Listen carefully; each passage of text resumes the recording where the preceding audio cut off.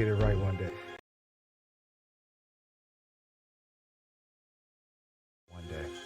I'm gonna get it right one day. Hey, remember how many times you used to do the messages for your voicemail? It goes something like this. What's going on, everyone? Thanks for locking into another episode of I'll Piss You Off Shortly. This is the podcast where we debate everyday issues, pushing your thought process beyond what's normal. The topics discussed here are meant to be intense, promote growth, and at times may have you feeling a little bit uncomfortable. Me too, a little bit. We may not always agree, and we will more than likely have varied opinions. But with that being said, I can't promise to be your favorite podcaster.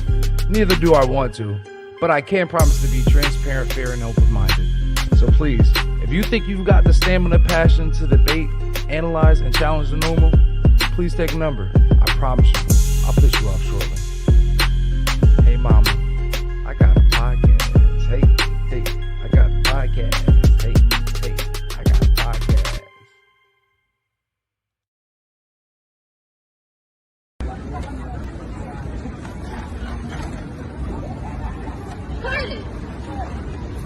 Curtis! You done fucked up, Curtis. What the fuck we doing? Who is that, Curtis? Yeah, Curtis. Who's this? Who is it? This is where you was at last night after Thanksgiving dinner? Yeah, that's my Ooh! No. Oh, no, Curtis! Guess he wasn't at Best Buy. Is you dumb? Where you was at after Thanksgiving? You taking bitches shopping? You're taking bitches shopping. There you go. Curtis, no! Who is it? You see your mother cooking? Are you Mother cooking? Oh, and she's serious about it Are too. you taking bitches shopping with my money? Give me my card, Curtis. Give me my fucking card. Oh, he had the card. All right, you want to play? You got the. Hey, other shorty ain't having that at all. I'm calling my brother Rodney. You know he just came up. Yo. Oh, don't call Rodney. Oh, shit. You know, he said, don't do that. Give me my fucking card now. Yo, he wild. And as a Yo, matter of he's fact, big wild. I'm the price. Take everything off that fortune. Take the pedal. Take the fucking pedal. Is that a Louis belt? Oh, and the new girl's laughing at him. Oh, yeah. Take the pedal. Oh, so he was swiping her card. She bought him the Louis belt. Oh! And he got the fresh baldy. Yo, look at the girlfriend. The new girlfriend's like, take it off, bro. Catman ass. Take that shit off with your Catman ass. Oh, don't be mad now, man. Oh, he big mad. Oh, you gonna take the sneakers off. Back in the scene. I'm already here. Stop. Yo. Ooh, with the Hey, Joe, that's how I know you ain't black, because I felt that. Ooh. I felt that. Shit. Ooh. Hey, facts, though.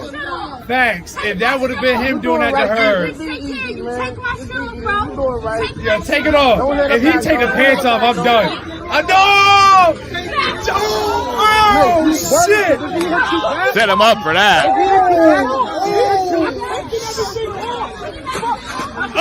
Yo, and the side chick came in. Oh, this has got to be like a worst case scenario. Yo, who set him up, Joe? Oh, he took the sock off. Oh, what you gonna do with that belt? Bob, shut up. Bob, shut up. Yo, cheating ass, you bum. Ooh, he big, yo. You better hope Rodney don't hear about that. Yo, Rodney's still gonna fuck you up. Taking bitches shopping on my motherfucking money, broke ass nigga. Oh shit! What's going on? We in this motherfucker. Yo, it's Rob. I'm gonna calm it down. It's your boy Rob. Welcome to I'll Piss You Off Shortly. And this is how we giving it up today. Joe, that's fucking crazy. Yo, before we get into that, first and foremost, once again, this is Rob. I'll Piss You Off Shortly. with Joe Guire. And guess what? We have a special guest today. We're gonna go with King Zay. How you doing, King Zay? He's part of the He's part of the CMG family. He's also a guest on John with the G-Man, and he will actually be starting shortly a basketball podcast for Clovercrest Media. But yeah, we're gonna keep that on the wrap. You know what I'm saying? We're gonna keep that on the wraps. But yeah, that's that video. That video. This is how we give it up, Zay. This is how we give it up, bro. Every week. So like, be prepared to get in. I wanted to show this video because I saw this recently, like within the first couple hours, and I didn't even want to watch the whole thing because I knew at first I thought it was like somebody that was like, you know how people be like making skits and shit and trying to be funny, you know what I mean? Get clout chasing. Yeah, exactly, clout chasing. Yeah. But once I realized that like she was like, I'm calling my brother, and then like I saw his face, I said, oh, he's serious. I didn't even see the belt part until like.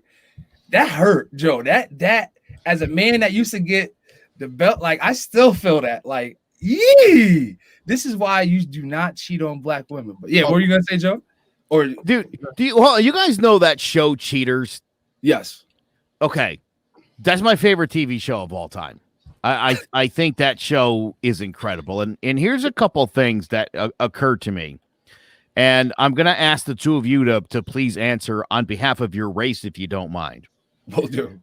Because here's the difference between white people cheating and black people cheating, especially on the show Cheaters. On the show Cheaters, if it's a white person, the guy's probably like seeing the secretary. It's at lunchtime.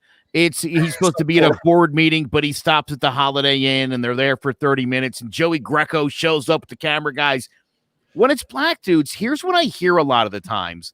And I think, oh, this makes it a lot easier. Joey Greco would meet with like the black woman and she'd be like, yeah, you know, I think this guy's cheating. Why do you think that? Well, he hasn't been around in like 2 weeks. Motherfucker, you're not together. What do you mean? You think he's cheating?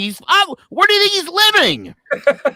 He lived with you. He's been gone for 2 weeks. He's living with someone else.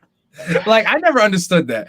Like I've had two female friends in my past that were like that had a situation like that, and they're like, yeah, my boyfriend, I haven't heard from him for like a week and a half, and I'm like, that's not your boyfriend. He's for the streets, as they say nowadays. Like, he's for the streets. And then another girl was like, yeah, we broke up, but then he said he wanted to get back together, so we got back together, but we haven't talked in like a month.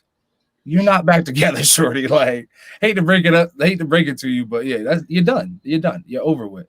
I don't know what you think, Isaiah. It's because people don't know how to go out no more. They don't know how to date no more. So you try to cling on to whatever you can have, basically. Yeah, I don't have that issue, but I know some people who have that issue. I know girls who are in a relationship with guys who don't even know they're in relationships with them. And whole relationships in their head. They're getting mad at them for texting girls like, you're not even together. What are you talking about? See, and I struggle with that because I'm in a committed relationship, faithful committed relationship, right? If I were to get into the dating scene right now, matter of fact, my girlfriend now, she bagged me. I wasn't looking, and it says like she came to me first, like I was cool, but I would not know how to even start dating. If I was like, I'm sorry, like, and I think we said this last week, like they're just giving it up differently. Everybody's giving it up differently. Like I wouldn't know where to say, where to go, what to like. I'm sorry, like it's a whole different thing. And then even then, let's see, if you don't hear from the other half within a few days, it's over. Facts, Frank. Dude, hold the phone for a minute. The fuck are you guys talking? I've told you this before, bro. If I go to Taco Bell, like my wife will like run some errands, hit Home Depot, and I'll squeeze a trip to Taco Bell. No sooner before, like I give them my card, they ring it out, they hand me the bag, and I look down at my phone, and my wife's like, "Taco Bell, huh?" Yeah, I go away. Where exactly would I go to cheat on my wife? But like, that's what I'm saying. I mean, could you imagine if, like, you know, Motel 6 showed up on my ATM card? Like, what the? How are you guys? I guess my question is this: how are you guys doing this? I'm not doing it. I don't even know. I can't juggle 2 jobs, let alone I love 2 Taco females. Bell. Like what I don't see how people do it. And honestly, I don't see how, and this goes for both women and men. Like, come on, like that's dumb as like not dumb as hell, but you've got to be dumb as hell to get caught or be too slack with it. Like, I'm sorry, like you would just have like I'm sorry. I don't get lazy. People get complacent. Super late. And I put it this way: I go out and I'm past maybe 5 minutes. The extra time, my phone's ringing off the hook. Hey, how you doing? Where you at? I literally just left. Same routine. A little bit of traffic. Yeah, I've gotten so boring. I got so to the point too. I'm so boring. You don't even check in on me. I gotta call her like, hey, I'm alive. Exactly. On I don't know. It may, and that's why I was going earlier with it. Like, I don't know. Maybe people that are dating, like I remember when I was coming up, you had talking phase, and that's when you were getting to know somebody. Y'all were probably hitting each other up on the regular, maybe going, you know what I mean, going out in a local scene with a group of people. You know what I'm saying? And then like if you had a kickback, y'all, you know what I mean, y'all kind of kick it close a little bit, whatever the case may be. Maybe. Now, your talking phase is different than mine. Okay.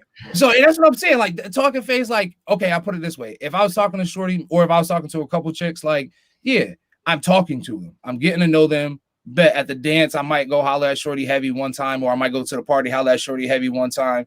But I'm still, you know what I mean? We're not cuffed or nothing like that. Now, if we're dating, now we're exclusive. You know what I'm saying? Now there's a title. But apparently now in this modern day, there's like, hey, yeah, we're dating. And just because we've been dating for 2 months, you're my wifey and you're my wife and all that, like, and all this other shit. Like, no, hold up, pause. We got to like slow everything down. Even if I'm dating you for, if we've been dating for like 3 months or hell, 6 months, that's probationary period. That's in people's defense, and I hate to say this, you got to move fast nowadays. Because that girl could be a guy next week. She could like girls next week. Oh my God. You got to be fast these days. I'm sorry. but that's what I'm saying. If I'm not moving people no more. Everyone's trying everything. You got to be fast. Why got to be fast? Like at that point, I don't want to move fast. Because if things transition that fast nowadays, I need to move slow. I need to know what I'm getting into before I go. Because I'm sorry. If I move fast and I hit a stop sign real quick, that I would have realized that, you know what I'm saying? If I would have took things slow, I'm gonna be hot. You know what I'm saying? And by all means, I'm not by all means, y'all know, do whatever you want to do. I'm not knocking you. But for me personally, in my experience, I have to take things slow. Like you said, I'm telling you right now, I've been scrolling on Instagram and be like, damn, she's fine. And then you get to looking and you read in the comments and you're like, oh, get caught up. That is why there are so many divorces across this country. Man, half of those divorces are military divorces anyways, and I'm part of that problem too. But hey, that's why. Listen, I would say typically speaking, if you've known the person for less than a year and you're getting married, your over-under is probably 3 years. That's not a good idea. You gotta you gotta know the person. Yeah, you got to know who you're with, and not only that, Rob. And I know we've talked about this because you love your in-laws, as do I. But you're marrying a whole family, all of them, right? Yeah, you're marrying. You should probably, if you don't spend time with your in-laws and the family you're marrying into, and that's part of the plan when life starts happening. I tell you what. You're not doing yourself any favors. You got to check everybody out. Make sure everybody's cool. Look, I'm 7 years in. I ain't even start ring searching. Look, I tell people, look, I'm 7 years in. I'm 7 years in. And, yep, sir. And quarantine this year, I realized I could go either way. No, you know what? That's not a bad realization though. And I mean, I tell you this. I'm what? I don't think I can make it 7 without her being like, yo, or with, you know what I'm saying, or even like some of her family members like strong arming me. But even then, I probably wouldn't be forced to because I was forced the last time. Man, y'all in these comments heavy. I promise you. Let me get this out, and then we're gonna hit these comments. Yeah, right. But what was I about to say? Yeah. Oh, so with this one, like, I don't think I could stretch at 7, but like I'm still like, hey, we're good, and I'm glad that we both had that understanding. Like, hey, we're good, we're happy where we're at. There's no rush. We want to make sure that we do things the right way, how we want to do it, and keep it focused that way. Under a year and getting married, but what about a bachelor and bachelor? Are you telling me that's not true love? It can be. It very much can be. I tell you this. No, it can't. You can't. Do you realize in like 18 seasons of that ridiculous show, the first couple ever are together, and none of them since.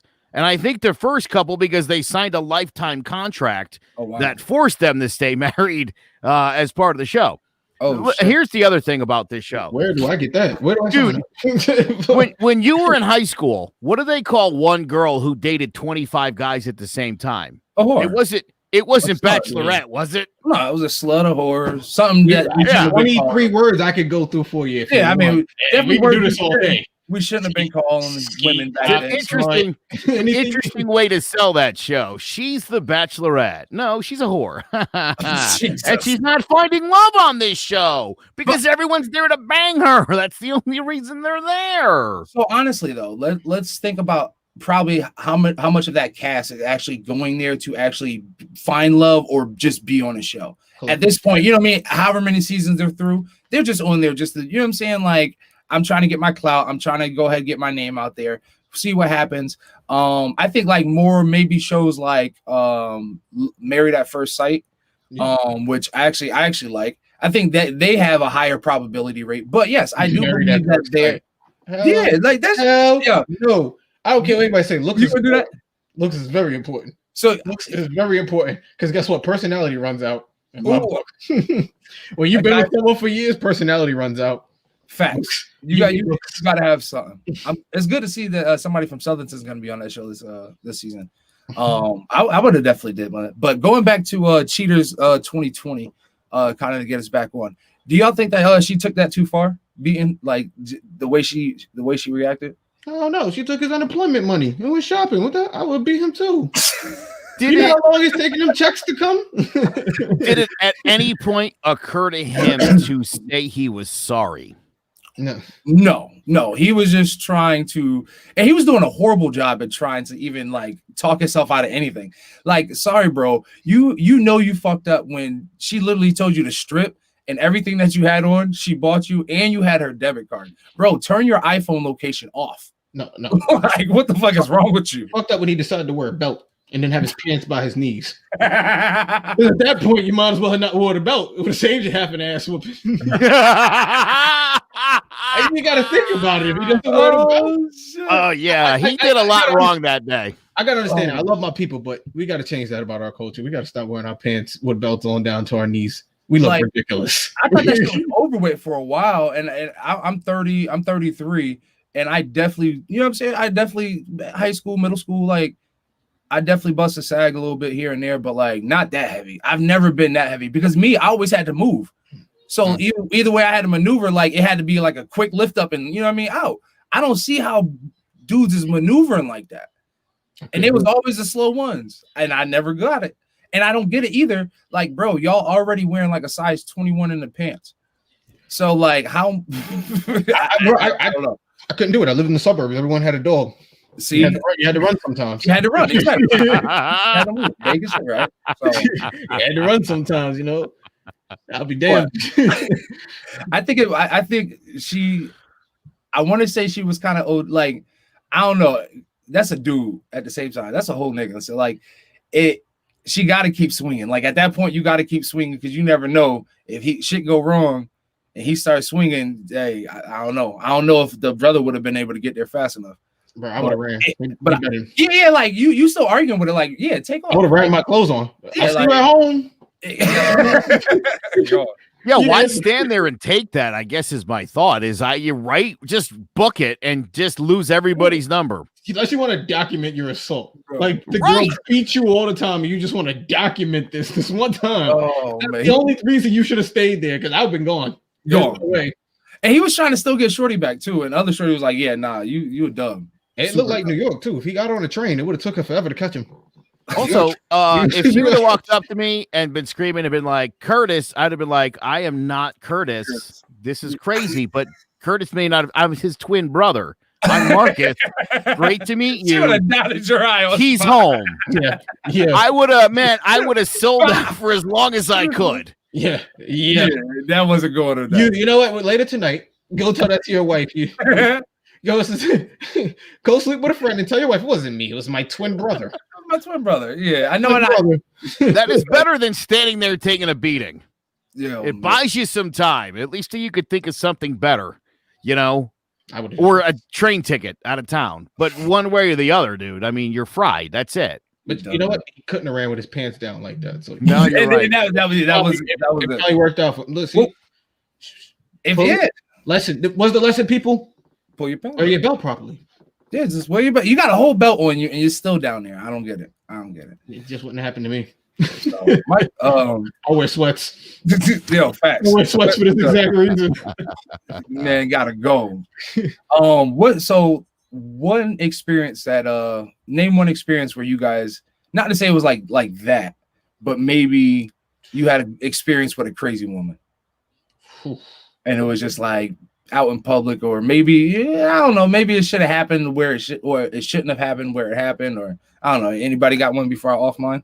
Trying to think. I know Joe's got something. He's got a long love life. Yeah. I mean, I definitely, the worst thing I think that happened to me was I broke up with a girl after a couple years, and I didn't know it, but she was following me in her car, and I went by another girl's house where she sat for a while and waited, and then I came out and we were engaged in some sort of high-speed car chase.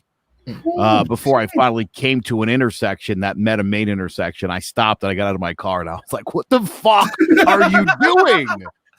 Are you insane? How does, like, my question is this, like, how does this end with like a fiery car crash? Because I'm not interested. I don't really like you that much. Jeez. Joe, I thought I was a bad one. Yeah, I'm a little different. I pass on things. I don't tend to argue. I'm one of those who just sit in your fuck up, if you want to put it like that. You just stew in it. You just like I met a girl at a party one time, got a number. I was drunk as shit. I saw her the next day on Instagram and I was like, oh God, made a mistake. So I proceeded to not text her no more, and she would continue to text me, but I made it friendly conversation. So I went to a party with my friends one day, and I'm there with them, and we're all having a good time. And she texts me, "Hey, what you doing tonight?" And I go, "I'm just playing video games, chilling." I'm coming out because everyone in New York, everyone in this, especially like the college area, the St. John's area, there's like certain clubs you hit. And she went to St. John's, and I happened to go to a St. John's club that night, not thinking. And I'm texting her all this shit. Yeah, I'm enjoying video games and this, that, and I get a text, and my boys are laughing. I'm like, "What the hell are y'all laughing about?" And I look at my phone. So she's like, "So that's not you in front of me?" Dunzo. And I'm just like, "You fucking idiots. You know she's behind me. You say nothing." Yeah, they left you. So now I got to go outside and have this 30-minute argument with a girl I don't even go out with. They was not for the team, bro. They oh, man. I turned around and she walked in front of me, and they're on the other side, and they're laughing and dancing behind her. And she's like, I'm just, damn, with somebody you're not even with. No, that's crazy. Crazy. I think I almost got ran over because she found her hairbrush. So she literally tried to like run me over because she found her hairbrush. Okay, so Pete, my 2 exes ago or a couple exes ago, right? Yeah. I had her car because I wanted to go take it for an oil change. She had my car. Well, let's preface this. A couple weeks ago, or a couple weeks prior, we had went to the beach, took my car. She was doing her hair, doing all her makeup stuff. Her brush had got caught up under my seat, right? Driver's seat. So anyways, fast forward, I take her car, she takes my car, get the oil change done. I come home early, or what I think is early. She has left work early because she has found this hairbrush under my seat and is too distraught because I'm cheating on her, right? So I come in. As soon as I open the door, what gets thrown at me? The hairbrush. You cheating motherfucker. I'm like, yo, what are you talking about? I found this hairbrush, blah, blah, blah, blah, blah. I'm like, yo, this is not yours. So in the midst of us arguing, I pick up the hairbrush. I'm like, this is your hairbrush. The hairbrush has the same broken handle and the same chip on it that you've had this hairbrush for like 2 years, right? That's not my hairbrush. That handle must have got broken when I just threw it. No, that's your hairbrush. It wasn't like that no, this is your hairbrush. I promise you, right? So lovely FaceTime. Get on the FaceTime. Let's call your best friend. Hey, whose brush is this? Because you've used this brush before, because you've had to give her this brush back before, right? Yeah, that's her brush. Mm-hmm. That's not my brush. You're sitting there making excuses for him, blah, blah, blah.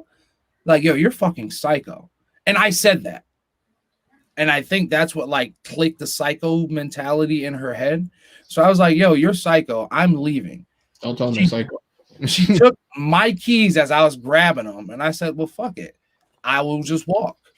You're not leaving the house. All right, we're not playing this game. So I take off. I get it. As I'm literally lighting a cigarette, I start walking. We're in like a little apartment complex. So like if we come out and bust a right, that's the exit to the complex, right? And then her car was right there. Instead of backing up and like trying to follow me, she rolled the curb onto the sidewalk and literally followed me until off of the curb and was like, you're lucky I didn't hit you, and sped off and took off. Was it your car or her car? Her car. Okay. She had that. Oh, if it was my car, yeah. Yeah. All right, but yeah. That's when I had my 2003. When I had my 2003 540i, and like she definitely would have got hurt. Like that was my baby. Yeah. But yeah, so needless to say, 2 hours later, after she went to her friend's house to cuss her friend out, her friend was like, "No, that's definitely your brush," and she apologized later. But yeah, a couple like month later, we were broken up like for good. So she GTA'd your ass. I thought facts. Like I thought she tried to Homer Simpson hit you. No. Driveway and hit you through the garage type shit. She didn't put the shit in reverse, like straight drive and just boop, boop. She GTA'd your ass, just straight sidewalk. Fuck it. Let me ask you this: have you ever been in a situation where you've been accused of cheating, and all the evidence would suggest that you have, but you didn't? Yes. Yes. So. Check this out, right? In the year 2000, just before I got married to my first wife, who kind of knew me as a guy with a bit of a reputation for getting around. Okay, I'm not going to lie to you. We got together, right? Everything's supposed to be cool, right? We're super committed. There was this young gal who used to call the radio station all the time. She had just turned 18. Said she was hot. Heard her friends come by the radio station. Now, this girl, to get out of her mom's house, lied and told her mom she was sleeping at her best friend's house. So she brought a backpack with pajamas and overnight stuff in it. Yeah. Now, they hang out at the radio station till like 4 a.m. They all leave. Nothing. There's nothing going on there. Nothing at all, right? I get ready to leave, and I had to clean up the studio. There might have been some paraphernalia or whatever, alcohol. So I cleaned up, and I saw her backpack was on the floor. Mm-hmm. My boss can't see this. So I grabbed the backpack, toss it in my trunk, drive home, whatever. Don't think much about it. The next day, my wife goes to take my car. Our wedding is on Saturday. It's Friday. Her and her best friend go to pick up a bunch of food or whatever it was. She finds the backpack, comes home in front of my mom, her best friend, a couple of her maid around her. She's like, tell me about this fucking backpack. Oh, shit. And I was like, my God, I know what that looks like. And I understand that looks shitty here. And I told her the story. Yeah. Mm-hmm. And she believed it. We got married the next day. We got divorced. Oh yeah. And well, yeah, I'll tell you what, like I remember 2 years in, things weren't going particularly well. Mm-hmm. And I was like, what is your problem? Like what? And fucking backpack, that backpack in your car, motherfucker. What was that shit all about? And I was like, I swear to God, nothing happened. She left her backpack and I threw it in the trunk. No, you throw it in the garbage. No, next time I throw it in the garbage. I say, yeah. Anybody leaves anything the night over, it gets thrown in the garbage. I'm sorry. But it's crazy as men, though. Sometimes we feel like we would have been better off just lying because the truth, like literally telling the truth, just would not seem feasible. Like they would not accept it. Like if I tell you the truth, you're really not going to accept it. What the hell? Like literally, I have no problem. Like I'll tell my girl, I'm like, yeah, I literally went driving. No, you didn't. Where you go? No, I literally just went driving. I sparked the L and just found the location and went driving. There's nothing to it. there's not like literally if I sit there and say, yeah, me and the boys sat there, got together, and sat in the parking lot, cracked jokes for a little bit, and just enjoyed our time instead of going wherever we planned, she would not believe it. And literally, that's the shit that like, what'd you guys do? No, literally, we went to the club or we went somewhere, did the same shit talking, and left. That's it. I really feel like women feel like we have this crazy hangover guys night, and it really like I wish I haven't had a guys night like that in so long.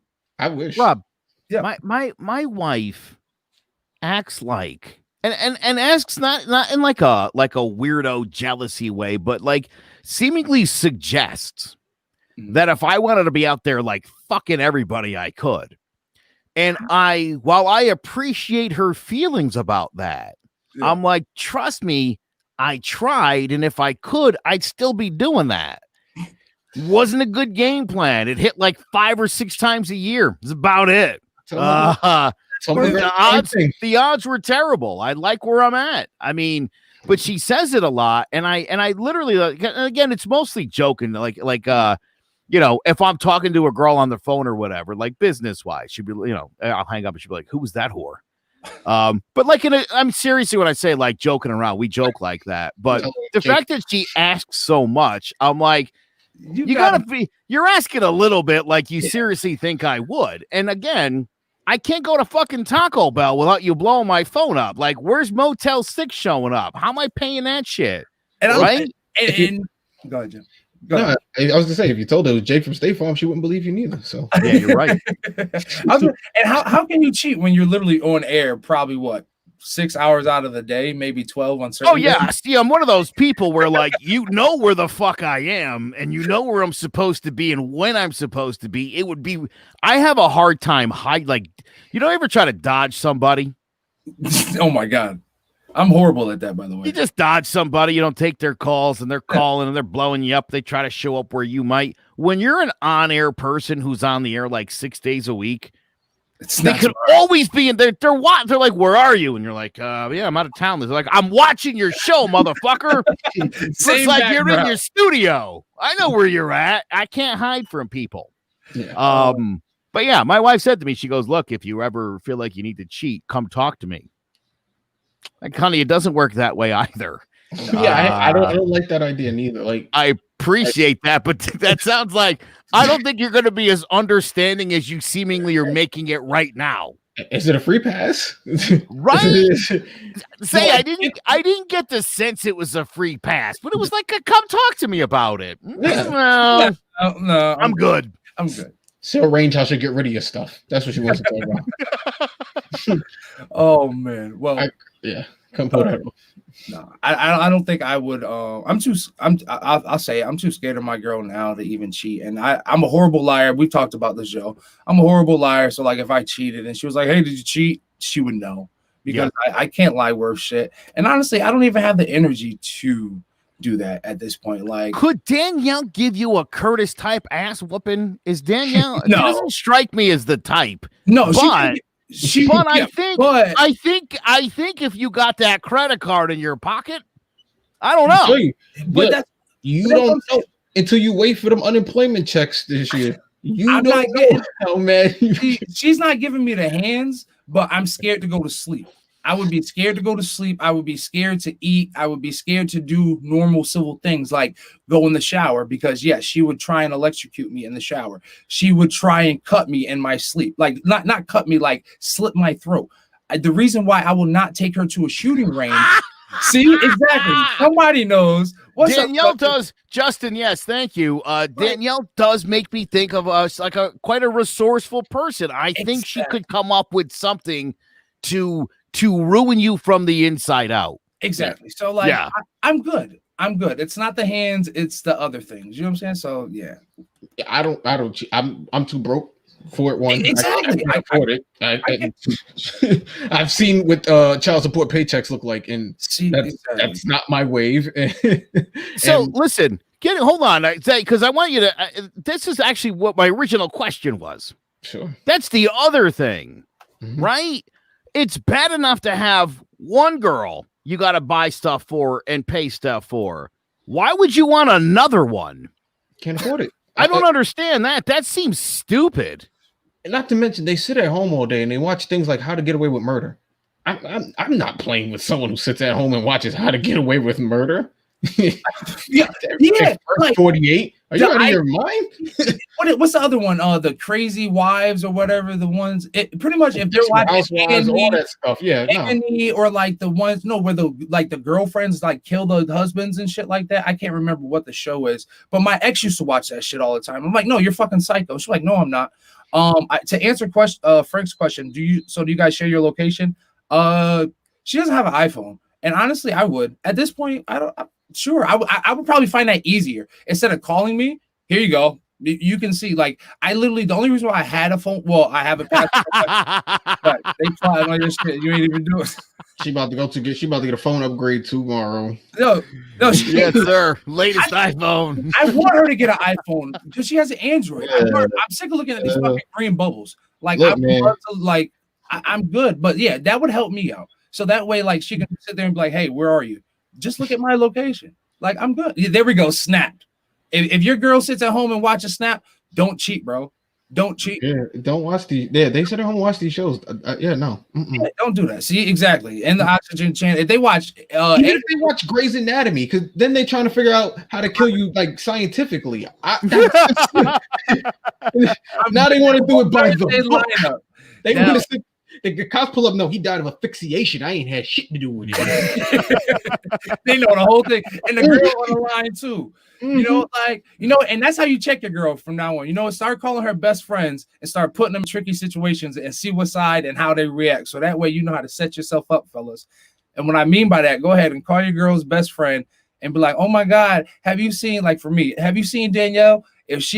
I'm gonna see what she says." Matter of fact, everybody should do that this week, and let's see what the outcome is. If you got a significant other, call your significant other's best friend and be like, "Oh my God, have you seen such and such?" And see what the reaction is, because I'm definitely gonna do it. I got to rule against that. I don't have my girl's friends' numbers in my phone. It saves me from disaster. Real quick, I'll give you 3 reasons. Number 1, my wife, all she watches in her spare time is serial killers. Number 2, she's a lawyer. Exactly. Number 3, she literally does a true crime podcast. Well, definitely don't want to be an episode. That makes sense. My girl isn't going to law school anytime soon. Fuck you watching Law and Order for? What are you trying to find out? How to kill your ass. This is what bugs me. That's where I get thrown off. Yours makes more sense. But I wouldn't if what the hell just happened to my lights? I wouldn't mess with Jess, period. Like, I would be scared, like, super scared. So real quick, we watched a movie the other night, Rob. I think I told you this. We watched that vampire movie. Which one? I tell you the story. I don't even know the name of it. She was like that. I read a book. There's a vampire movie. Will you watch it with me? I was like, no. My wife won't. It's the book is really good. My wife doesn't like garbage. She loves to read. She goes, "I read the book. There's a movie. I want to watch the movie." All right, great. We put the movie on. I'd seen it. I was like, "Oh, I've seen this movie. It's pretty good." She goes, "Who'd you see it with?" You seen it without him? I go, "God, I'll be honest. I'm like, I don't know." And so, because I'm 45 and I live in the suburbs, I'm in a dad's group in the neighborhood, and we go catch a movie. Wait, you're in a what? You heard me. That's pretty dope. We're gonna get back to that. We don't have those. Yeah, we're definitely gonna talk about how I can establish one of those, because that was a dad's group. So I suggested to my wife, I'm like, I must have seen it with those guys. Now, we moved here in 2011. I think the group started in like 2013, like where we started going to see movies every couple months. Wings and movies, whatever. The movie came out in 2010. Oh.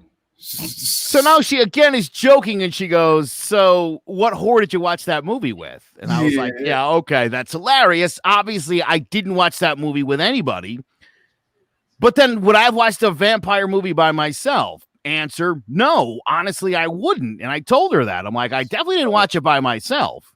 So who did you watch it with, Joe? So get this.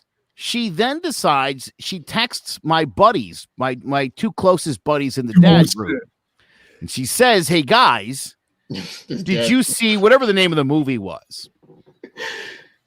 And they're all they like, immediately text me to say, yes, what do you want us to tell her? yes, there you go. Now, because I got nothing to hide and I'm a good dude, I showed my wife what they texted me.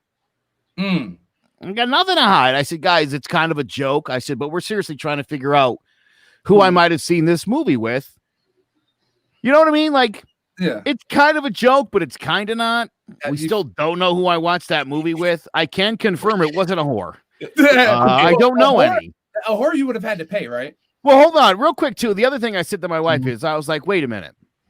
So in like the 11 years we've been together, you think sometime in 2010 I stepped out with some hottie and we watched a fucking vampire movie?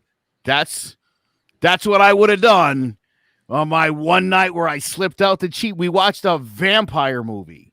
You're looking sus, Joe. You're looking sus, Joe. I don't know. Does it sound too right coming out of my mouth? Like, we watched a vampire movie. I love those movies.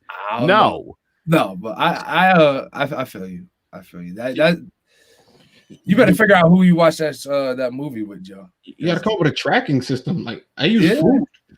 Like I don't buy the food at the theater. I bring my own shit in. I'm black. Oh my god, I used to. My wife taught me that. There's a dollar store by the theater. Holy There's smokes. always a dollar store by the theater. That just says like, I think they go hand in hand. In there and chicken nuggets. I don't know what the hell. I would wear a big old North Face. Shit, I'd have a whole damn shop in there. Stop playing. Stop playing.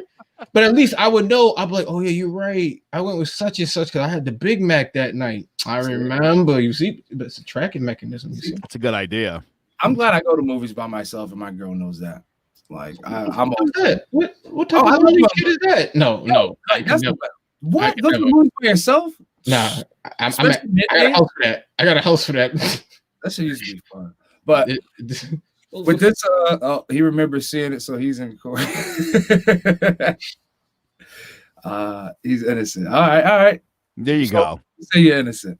Well, with that being said, this episode is going to be sponsored by yours truly. And when I say yours truly, yes, me, but I'm not talking, I'll piss you off shortly. I am talking 917 Stones.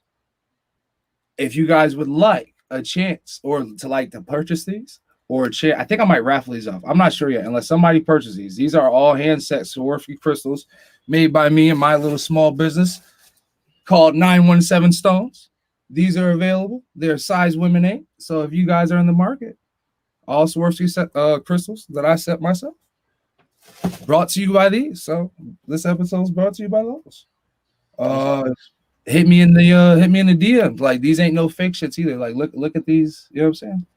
I got the uptowns, bro. Yeah, like, you know what I'm saying? And I can do custom. So if you want to do a custom pair, you know what I'm saying? Holla at me too. 917 Stones on the Instagram, Facebook, or you can just hit Robert Benjamin. You know what I'm saying? Put those up one more time. I can see those one more time. Yeah. So yeah. So let me show you, right? So look at all hand set, and it's not that bulky set that all these other people be just trying to do. Yeah, just show it up there. You know what I'm saying? Bedazzle, folks. This some real this craftsman shit right here, people. And these are Swarovski crystals. So like this ain't just no, yeah. And I can show you the receipt and everything. Oh, we put the price. Wanted to know how much. 300. That's the I'll piss you off shortly special. 300 for the I'll piss you off shortly special. So those first day of school. First day, you know what I'm saying? Ain't nobody gonna have these like this. But yeah, I'll piss you off shortly special. Hit me up. If you're a true fan and you want these, I might knock off a little bit more just because, you know what I'm saying? You use the code, I'll piss you off shortly in the DMs. We'll talk about it. You know what I'm saying? But since we're on the topics of gifts, there was a strong debate in one of my group chats. And it was, how much do you spend, or like I guess the census in the group chat was, how much do you spend on your child, on your children, child or children on Christmas, and then like what is too much? I kind of started off right by saying we have this kind of debate in my family, and not with me and my girlfriend, but with our son, but with like our in-laws. She's like, so I'll use my mother-in-law for example. She doesn't want to get our son anything because she's like, oh, you guys already got him something. we're like, no, just because we're getting him things and we might go all out and we might get him certain things, that doesn't like take away from you. I mean, if you know what I'm saying, like that doesn't take away from you getting him something, or don't diminish his gifts that you want to get for him just because of what we give him, right? And then also in the group chat, one of the guys were saying that he has a situation where he has a baby mother with two. I mean, his baby mother has two baby fathers, right? So he was saying that he stopped giving them cash because he didn't want the kids to mix. So of course that kind of stirred the whole nother thing of like, yo, do you want to pay for another, you know what I mean, another man's child for Christmas using your child's money? Which I've seen that float around in like Facebook statuses and stuff before or whatever. And then actually to find somebody that actually had that situation and his response to it was kind of interesting. And then, you know what I mean, it just, you know, the overall conversation of like what everybody was trying to do or trying to get for the kids. Like I know like the Switches are hot right now. The PS5s came out, the Xbox Ones or whatever Xbox it is now. And I'm not knocking anybody for what they get for anybody, because I'm of the belief, well, first and foremost, I'm broke as shit right now. So Christmas is donezo this year. Like 2020 is dead for Christmas. But I'm of the belief if I can do it, if I can afford it, they can have it if they've earned it, right? So, and I always make the joke that I don't give a damn, like when my son turns 16, if he's responsible and he's earn, you know what I mean, a decent car of a certain nature and he's responsible enough, fuck it. If we can afford it, you can have it. You know what I'm saying? Within reason. That goes for gifts and everything else like that. But that's the key thing. You got to do it, right? But then some of my boys are like, nah, that's crazy. I don't even buy kids. One of my boys said he hasn't bought his kid a gift because they haven't even turned 7 yet. His kid is 6. And he's like, I'm not buying any gifts until they're 7 and can appreciate it. I said, yeah, that's crazy. And he was dead ass serious set on that shit. So what do you guys think when it comes to that? I know Ovi just said I saw a couple, I saw at least three gifts per child.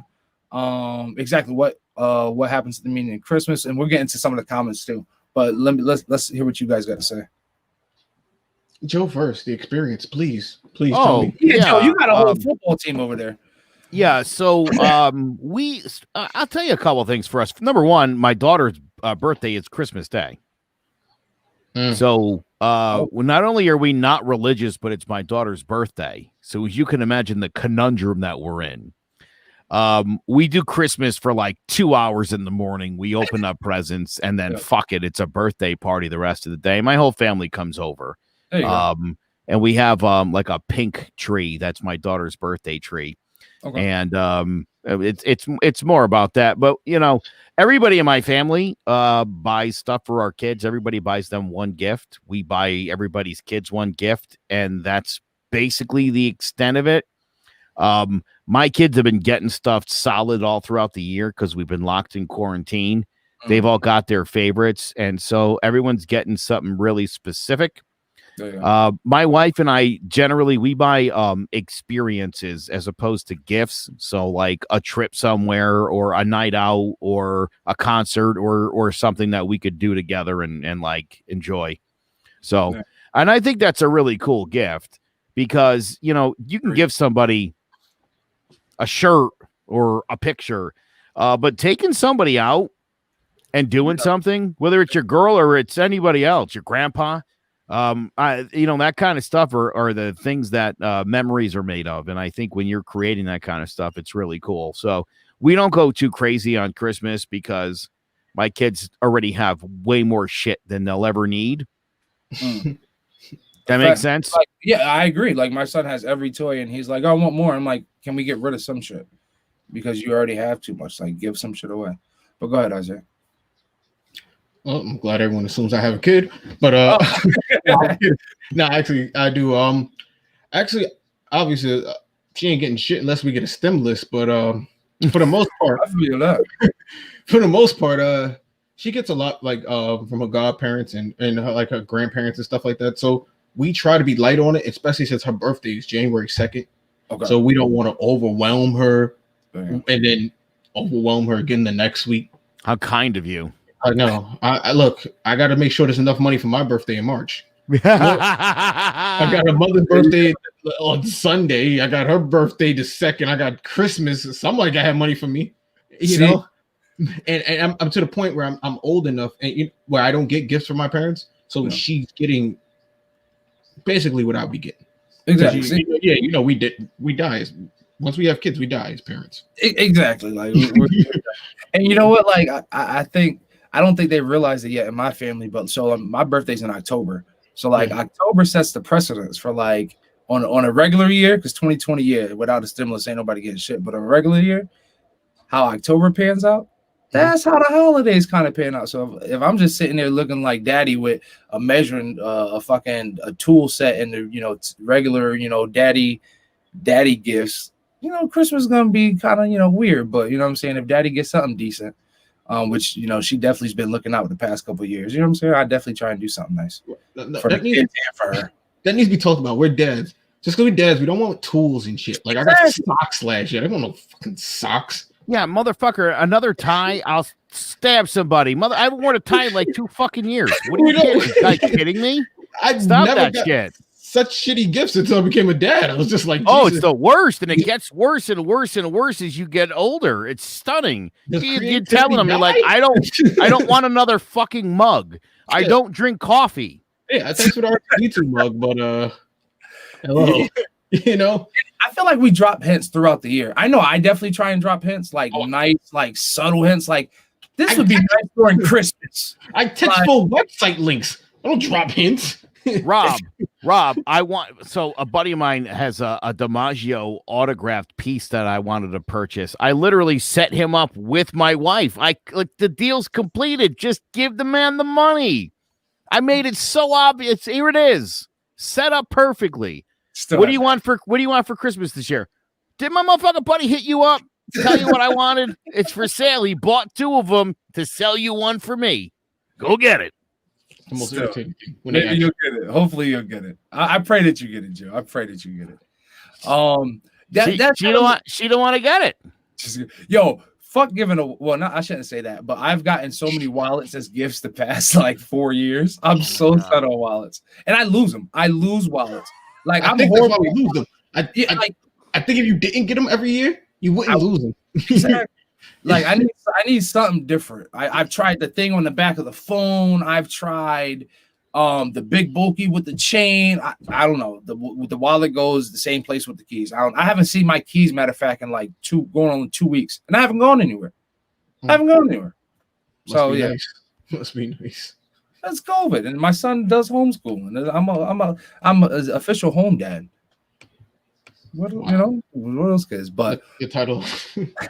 But what I was saying earlier with the gifts, as far as evaluation, I didn't realize that there's a thing now with how you label your gifts, and forgive me if I get this wrong, but apparently there's a thing where like they're saying you shouldn't label, or Santa shouldn't give kids the bigger items because everybody's family is not able to provide those same gifts from Santa.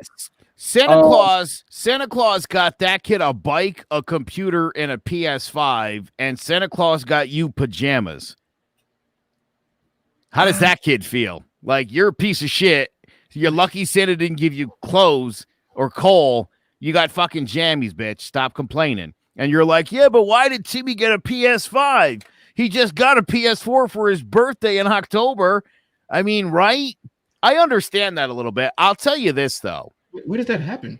Where does that happen? Honestly, that's not a white thing. It's a white thing. That's a total white thing. Dude, white people try to convince their kids till they're like 15, like, he's fucking real. And I'm like, fuck that. Yeah, I'm dropping like $400 or $500. Goddamn right.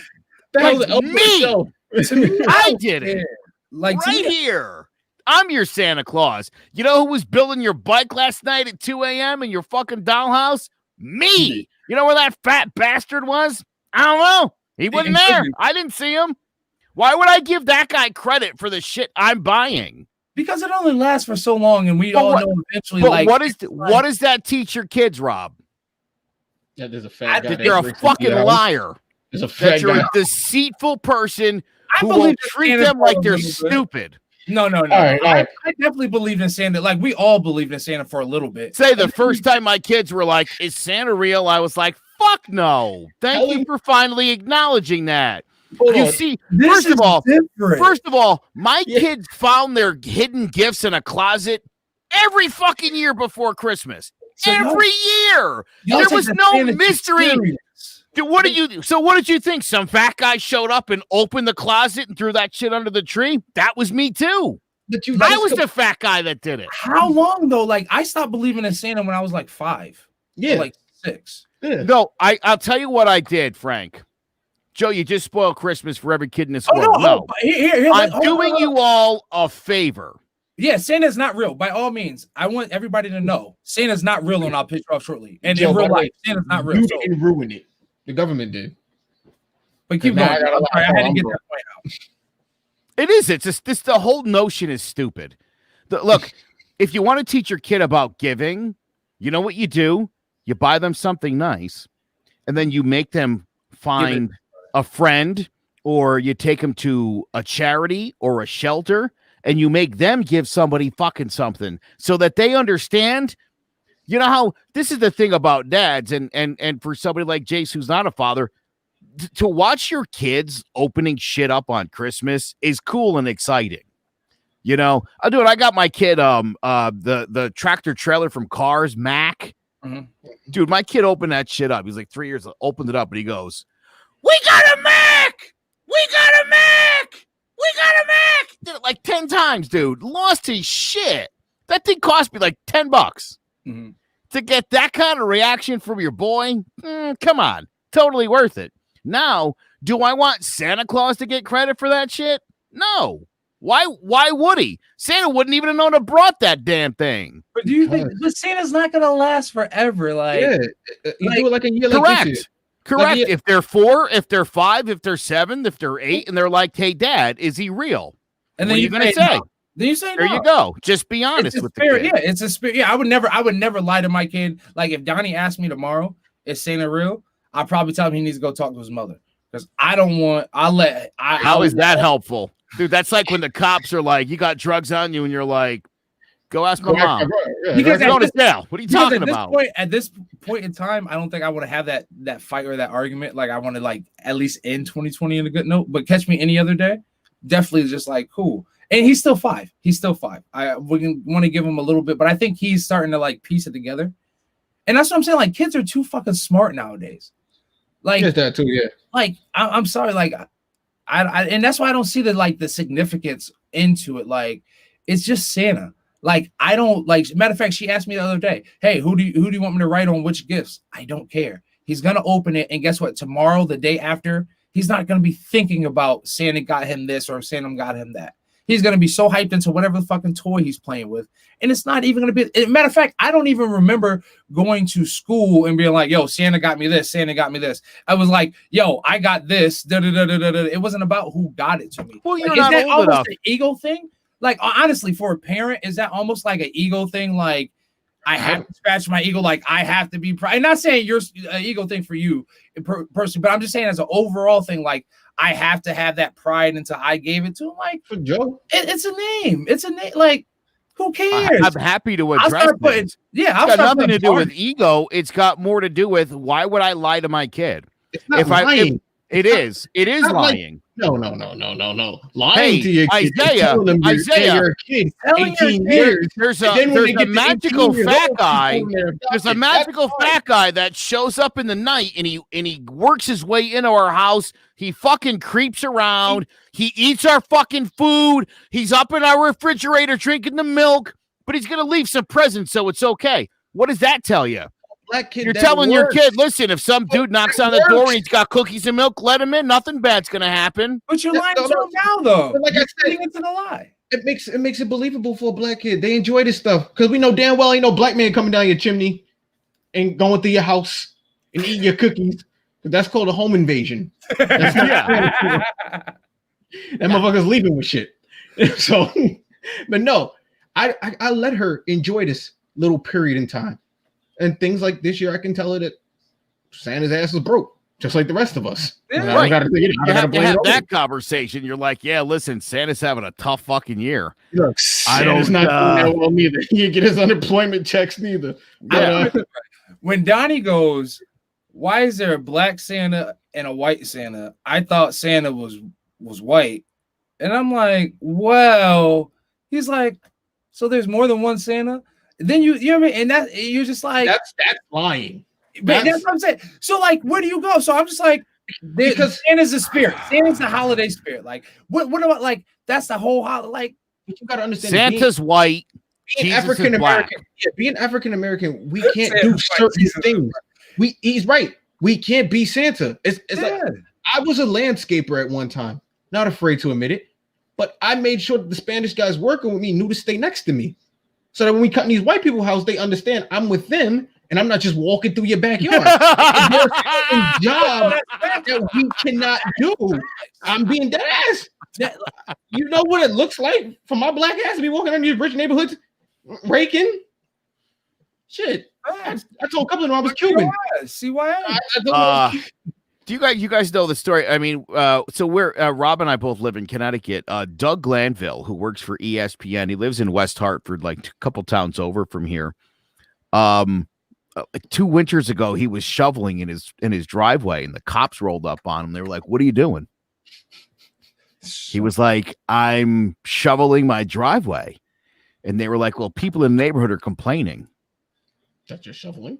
About what? Well, apparently there were some black kids going through a neighborhood offering to shovel for a fee, and they somehow saw Doug Glanville, like a 50-year-old black guy, former professional athlete, and they decided he must be the bad guy in question. He fit the profile, I guess, or the description, as they say. And yeah, right. Wake up every morning. It made for a very unpleasant situation in West Hartford, Connecticut. But yeah, West Hartford, the typical West Hartford, known to do some shit like that, some racist shit like that in your driveway, bro. Like, in your driveway, they like came down his driveway. It sounded like he was at the end of the driveway. He was like near the house shoveling. That looks suspicious. Yeah, no, they would have had to answer to that one. Yeah, that's harassment at that point. Yes, I'm sorry, officer. Please allow me to finish shoveling my cocaine before I go inside the house. What is suspicious about something snow, though? Even if the kids are asking for money, I don't get it. Black kids in West Hartford. You don't know much about Connecticut. Yeah. Every week. Every week, yeah. It's one of those towns where if you're black, you should probably expect that some law enforcement agent is going to ask you if you have ID or if you live there or how you got there. Because the bus line, he might tell you the bus doesn't stop here or say some shitty racist thing where you're like, "Oh, gotcha, boss. I'm out. I'm out of here." And you can't even go. You have to go one direction. You got to go towards Hartford because if you go north, you're going. Say, you know what? As a matter of fact, you know where you've been to Farmington, and you know what Farmington's like. West Hartford is worse. Oh yeah, and it just keeps getting worse. I got no way Farmington. I didn't stay there long enough. You hit the like. You kiss. You would if you did. No. Oh jeez. Nah. Well, moving on, we're gonna go to what games did you guys play growing up? What games do you guys remember playing like with your friends, outside and shit like that? What games do you guys remember playing? Oh boy. I mean, wiffle ball was always king. Okay. In my neighborhood. Zay, roll your eyes. Roll your eyes because I'm a legend in wiffle ball. Sorry about that. My bad. Sorry, I'm better than most other adult men at wiffle ball. I don't understand. For everybody that doesn't know, Joe is like MVP in Connecticut of like wiffle ball. And I'm really good. What do you want from me? It's like being good at foosball. It's like it is like being good at foosball. I never said it wasn't. I'm hoping foosball and wiffle ball both become big. Good for the foosball guys. So darts. So what you're saying is we could see Joe wiffle ball in whatever country 2028 Olympics. If there was a professional wiffle ball team, I would be on it. Facts. What would the Connecticut name be? The Connecticut. Listen, I don't want to make this bit about me. It doesn't have to be about me. I like wiffle ball. We used to play a lot of football in my neighborhood. Manhunt was a big one. Yeah. Freeze tag we used to do because we're white and we lived in the suburbs. Throwing rocks through windows of new construction homes was a big one. Okay, perfect segment. Yeah. Okay. Oh, What good. about eggs? What about eggs? I wasn't much of an egg thrower because I like eggs, and I would rather make those eggs after I throw rocks through your windows. You go home and scramble a couple of eggs and really enjoy my work. What about tag on eggs? Check it out. Just check this video out. There's a tag on eggs. It looks pretty interesting. Kiss the bottle. If you put spin the bottle, tag, and wall ball together, you have this new. If I get the egg, I'm throwing the phone.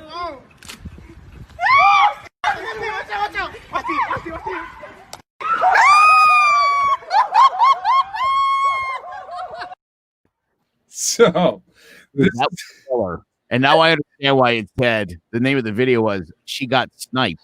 Super snipe. I So thought maybe that was a term I just didn't understand, but I mean, literally like a sniper. Super snipe. I thought maybe it was a reference to Wesley Snipes of some sort, like he caught her for tax evasion or something. Like, is she dark skinned or something? I don't know. I didn't know he was going with it. I just look when people reference Wesley Snipes, dark skin comes up. I'm sorry. I didn't know she was going. Wesley Snipes wasn't even up there. No, but he just said Wesley. He just brought it in. He's like, you said Snipes. I thought Wesley Snipes. No. The name of the video was "She Got Sniped," and I thought I didn't understand. I wasn't expecting her to get hit with an egg on a laser of a throw. By the way, the back of the skull. It was amazing as far as egg tosses were concerned, but I wasn't expecting that. I didn't watch the whole video earlier. I just saw them. I thought they were just spinning a bottle, and I thought that's an interesting game. No, I didn't see the egg part, but I didn't understand where the snipe part came in. So I assume Wesley Snipes. That it was like a term, like when you kill yourself and they say you did like a Jeffrey Epstein. Oh, I thought it was like that, like she got sniped. What? I don't know. Apparently called snipe. As I was reading in the comments, or I guess they've phrased the game name snipe, or they've coined the name. I guess snipe. They call it snipe. So yeah, you spin the bottle. Whoever the bottle lands on, you have to run, grab an egg, and then you have to hit somebody. If you don't, I don't know exactly. I don't remember exactly what happens, but it reminded me of wall ball where like you were hitting it, and if like you didn't catch the ball, you had to run before you got pegged in the back with it. Suicide. That's what we call it. There we go. Suicide or handball court. Yeah. I just found out what happens if you don't hit anybody with an egg. What's that? That bitch calls her brother Rodney. And fuck, dude, you are. I don't know. Listen, bottom line is, real quick, going back to that, he took a beating, but when she said Rodney, he got scared as fuck. He got fucking scared. Like he knew Rodney. Like I want to see a video of Rodney. That's what I want next. It was like Friday After Next. I don't know if Joe, if you've ever seen that movie. When the landlord comes down, she goes, "Well, my son just got out of jail and he's coming today." He had that type of fear in him. Rodney, no, don't call Rodney. Don't call Rodney. It was that type of fear. I don't know if you've seen Friday After Next. I'll gladly send you some DVDs. Oh no, I have. Yeah, I'm a big fan of the Friday franchise. It's amazing. Yeah. But yeah. So what do you mean that's amazing? What is that supposed to mean? I know a lot of people of your variety who don't watch Friday, who don't even know it exists. Oh, stop. No, I understand what you're saying. I certainly understand that. I'm not of that ilk. That cut of that claw. But we will be giving Joe a chance to redeem his black card later on in the show. So that's gonna be a plus. We gotta talk about that. Because it was revoked. For everybody that's unaware, Joe had his black card revoked last week, and hopefully the person that revoked it is still watching at the end of the show, because we're definitely gonna try and get Joe to redeem that. But when I was talking about games, that kind of brought me back. Joe had said something about we said Suicide, Manhunt. Manhunt was my shit. We used to play Manhunt till like 2-3 o'clock in the morning. Running around the neighborhood, which is super dope. And now you say Manhunt, people are like, what? And I don't even think like you could really like play that nowadays. No, it's called trespassing now. Trespassing. Everything is You're white. It's white. Everything is softer nowadays. It's called trespassing. You can't do the shit we used to do. Oh, shit. Anybody used to play Pogs, or you used to play Pogs?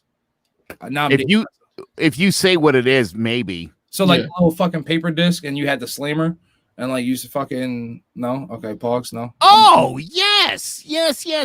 I don't know if that's what I called it, but yeah, that sounds like what do we call that? That had a different name where I came from. I don't know Pogs, but I know that game. I got a different name where I came from. For me, yeah, that's one of those things. You ever I'm sure you come across that. You know, where people like soda and pop and all that other. Yeah.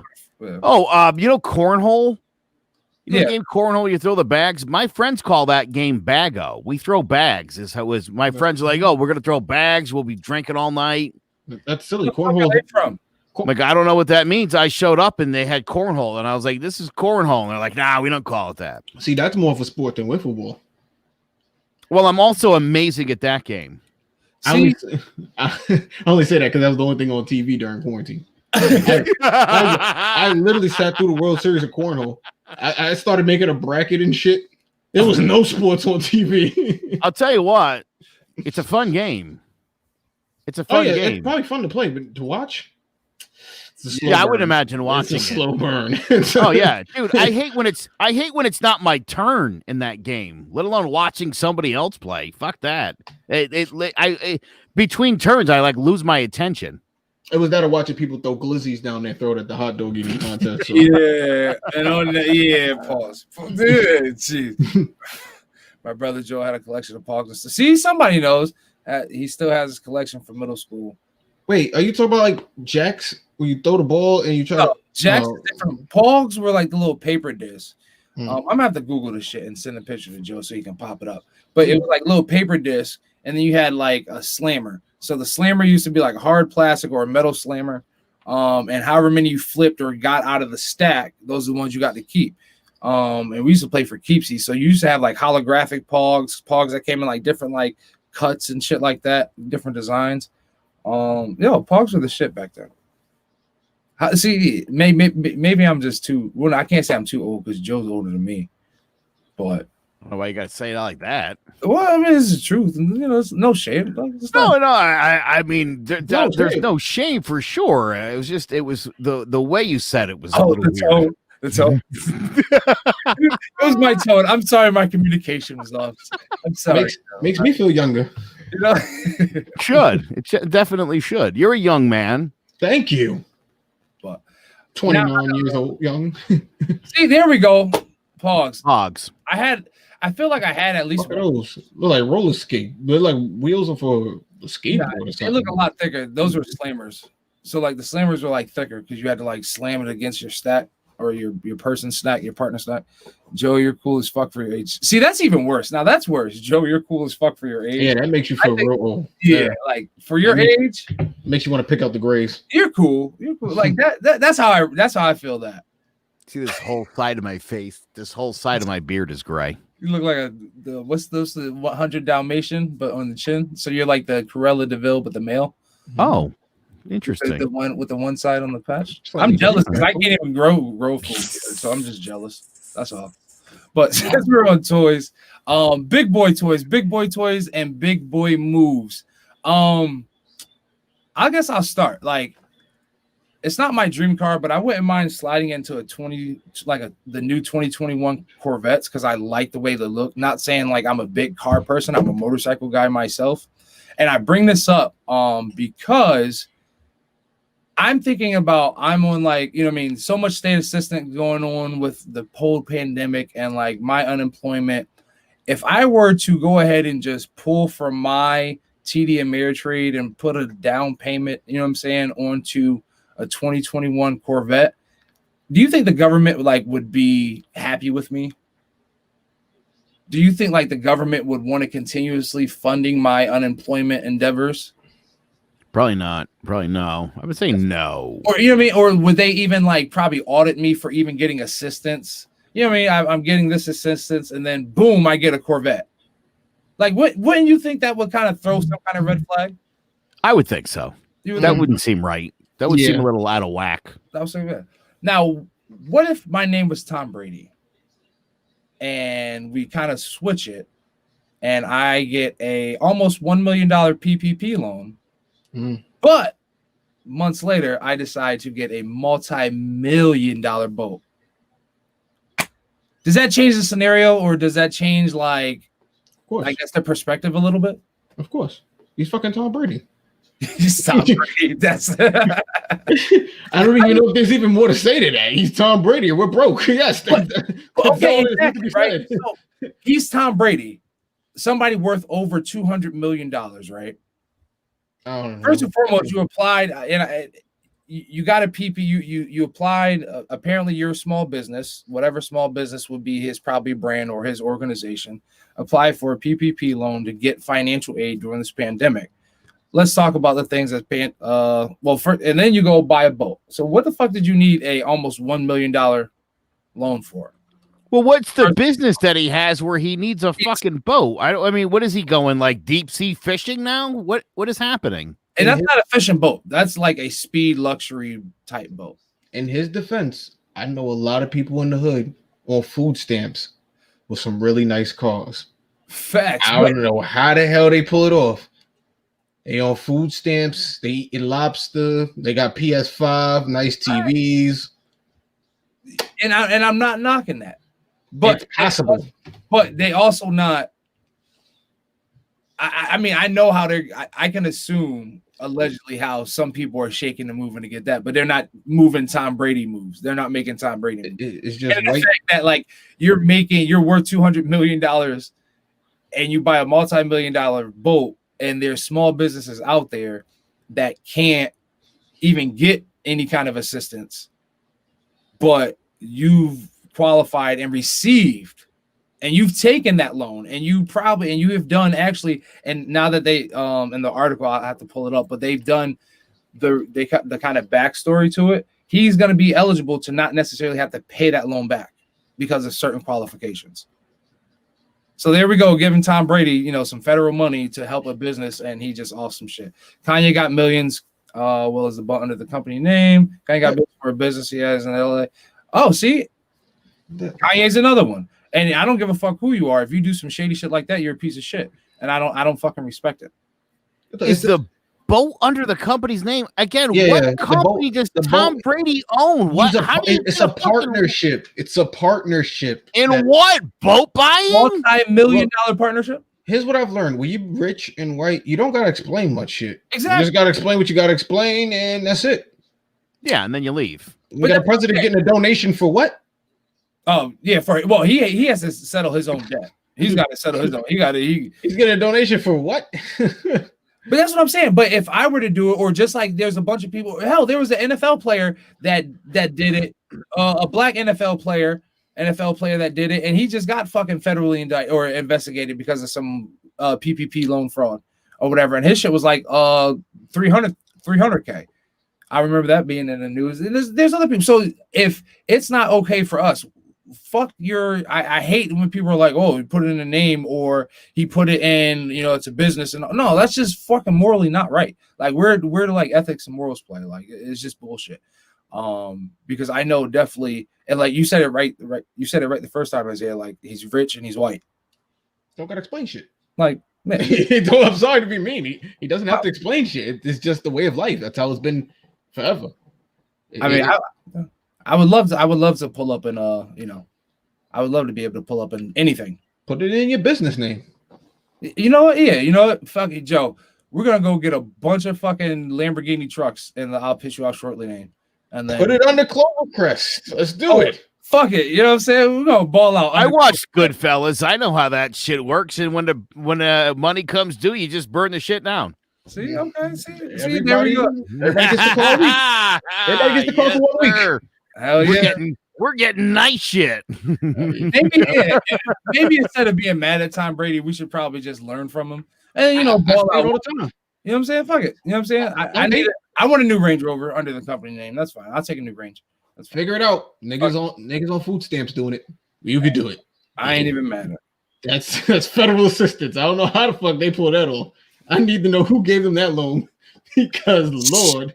The federal you weren't here last week, but apparently the federal government is just offering anything. So like you can, you can be a hate organization and get a tax-free code and never have to pay taxes on your organization and all that other shit. So yeah, the government, you pay them the right amount of money, they'll just look over it. And that's the thing. I bet you if Trump had the money to actually pay the government off, he wouldn't be worried about all these charges coming up, but he doesn't actually have it.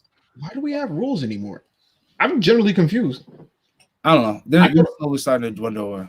I thought I was confused when they opened a crack shop in Seattle, illegal. In Oregon? In Oregon, Portland, Oregon. Yeah, illegal crack. How does that work?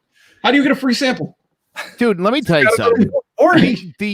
Nowadays, the only people that go to jail are poor people. Yeah, if you can't white or black. If you're poor, you're fucked. If you've got any kind of money, you can get a lawyer. You could skate. So just have the money. That's it. You need lawyer money. Get a lawyer. Hire a lawyer. I swear to God, if you ever go to court, hire a lawyer. It makes it just put it to you like this. You guys have been to court, I assume. I'm just playing. If you've ever been to court, see, that's bad because I have no, but yeah, no, I know you know that. I know it. I wasn't trying to be racist, but I made the assumption and I was right. Just kidding. But look, right, you go to court. You ever notice when white people have a lawyer, they just fucking cut the line? Oh yeah. They go right to the front. It's like, excuse me, black fellas, this white guy's got a lawyer. We're on a quick time. We got to go talk to the prosecutor right now. They just cut the line. And they get there and they're like, listen, this guy's cool. We're just going to get out of here. And they're like, yeah, okay. I've only been here since last night like him. Yeah, it's amazing. Just let him go first. As a white person, your lawyer shows up and you're like, oh, this is going to be quick then. And you go right to the front of the line. And literally the like your lawyers are like, he fucked up. He's a good dude. And they're like, let him out of here. We got a lot of riffraff we got to take care of. The choice of being white with a lawyer, because I've been black with a paid lawyer, and I definitely didn't have it that easy still. I mean, it definitely made it easier, but I definitely did not feel any kind of relief when my lawyer showed up. Your black lawyer walked through the door, so you got me, right? Yeah. And we're going to figure this out, right? My family had a damn near lawyer embedded. You know what I'm saying? And I was still shaking in my boots the times that I had to go to court. I got off, but it is what it is. It's still a coin flip when your lawyer comes to a black person. It's still a coin flip. Now, I will say I'm glad I did not waste money on my divorce getting a lawyer, even though I threatened, and I think my ex knew that, like, if I wanted to get a lawyer, I can get a lawyer, and she wouldn't be able to beat any attorney the attorney that I would be able to get. I'm not going to say it forward, but I would be able to obtain, or how is it? What is it? What's the word, Joe? Come on. Obtain. There we go. Gotcha. Hey, look at you. There we go. Man. Fucking encyclopedia. The only reason I went to Jay, and only reason why I went to Joe is because he has the lawyer in the family. I figured he would be able to offer it right there. I appreciate that you think I would know that. Like I pay any attention. Oh, trust and believe. Like the minute somebody says something about me, like you don't know it and Jess doesn't know it, but like she's like blindly hired. The minute I'm like, yeah, I got a lawyer. And then I'm like, all I know is I need to just say I have a lawyer. It doesn't matter what kind of lawyer, that you have an attorney, and then I'll figure it out from there. But yeah, at that point, and that the joys of being under the Clovercrest Media Group. It's nice. It's nice, isn't it? So you flexed on her. Yeah, flexed on her. Go get your lawyer. I think I had to kind of do a slight what I do is I don't say I'm gonna get my lawyer. I just tag Joe and then I tag Jess and I'm like, I'm just gonna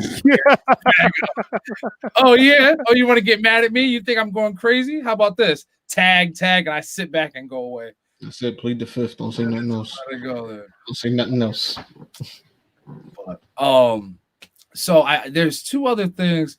I wanted to show this video just because I thought it was funny. Because it kind of had me feeling like just all of like 2020. This video represents 2020 in a nutshell. A bear trying to work a kink, and we'll just play it. It's fun.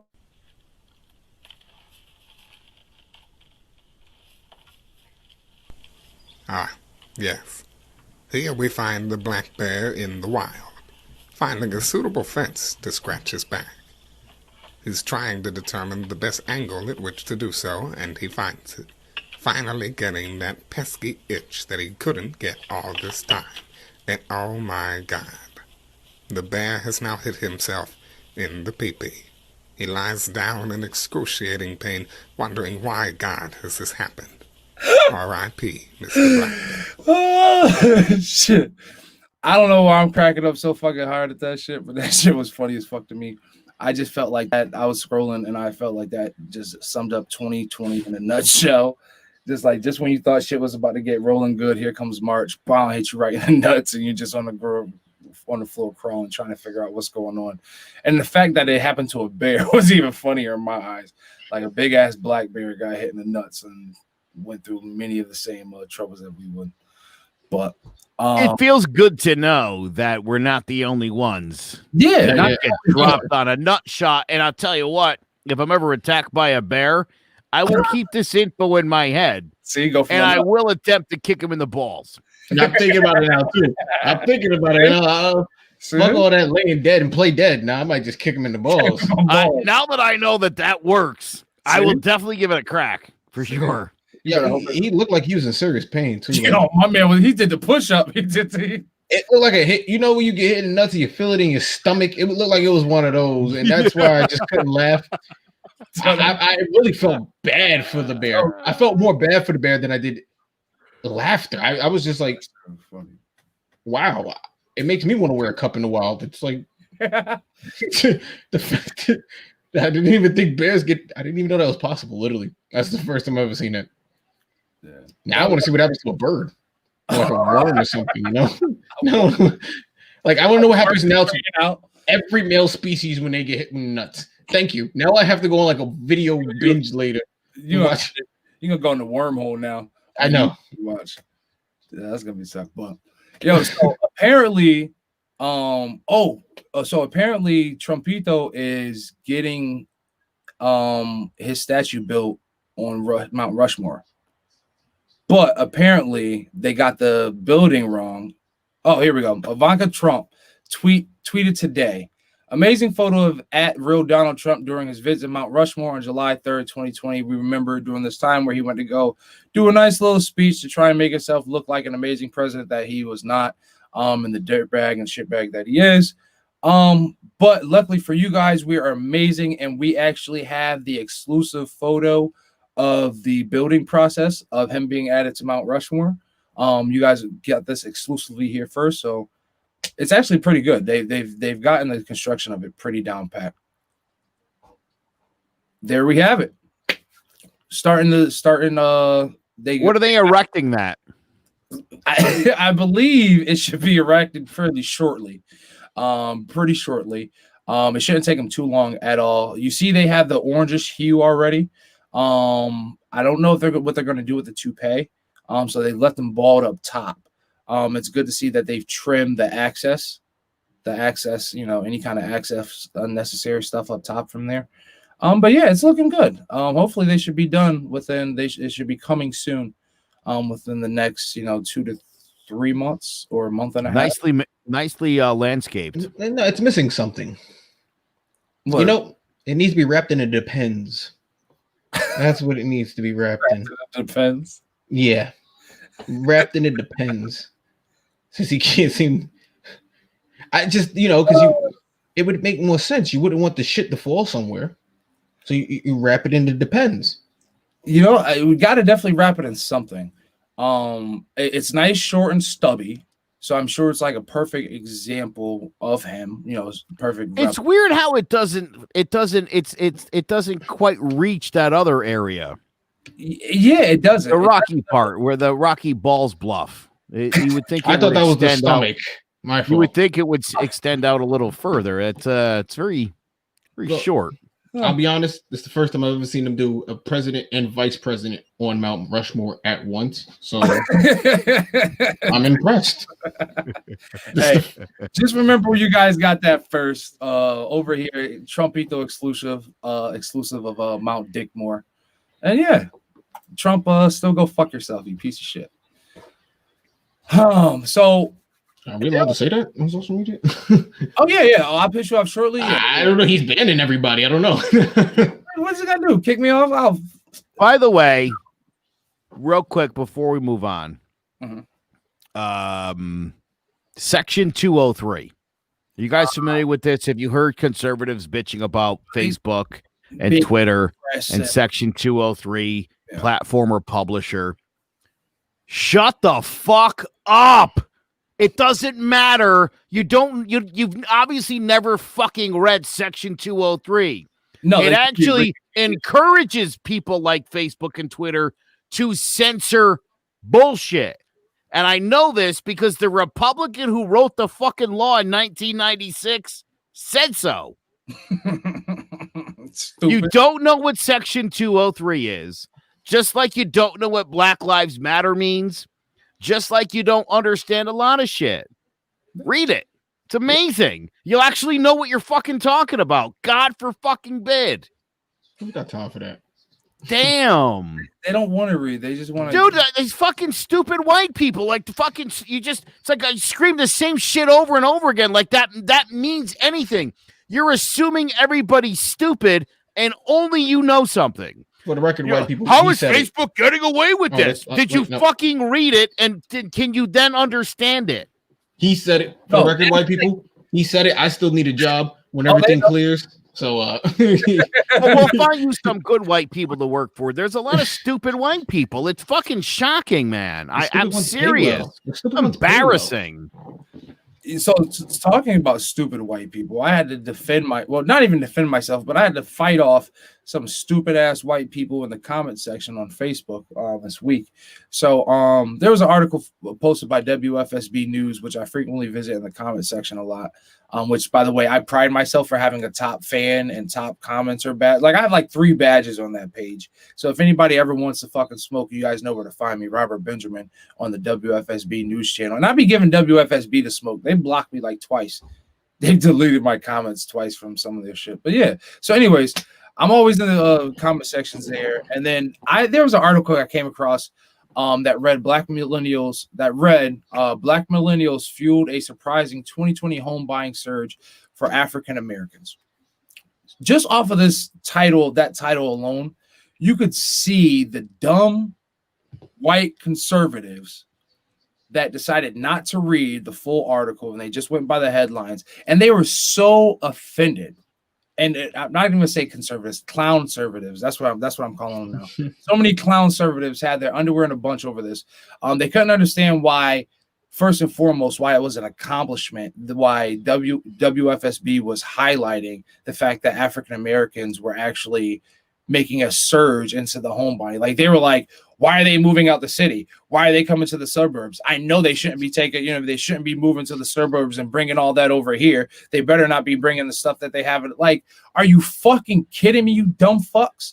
Y'all are like, literally, they were mad. How dare those Negroes improve their life? Exactly. Like, how dare they do that? How dare they get to the same bar and the same level as us? Like, it took me for a certain spin. And I'm pulling up some of the comments now, because I tried to screenshot them, but it was just horrible. Sure, you got an iPhone. Well, I wasn't even on my iPhone. I was on a laptop, away from my MacBook. Like, if it's not Apple, I hate it.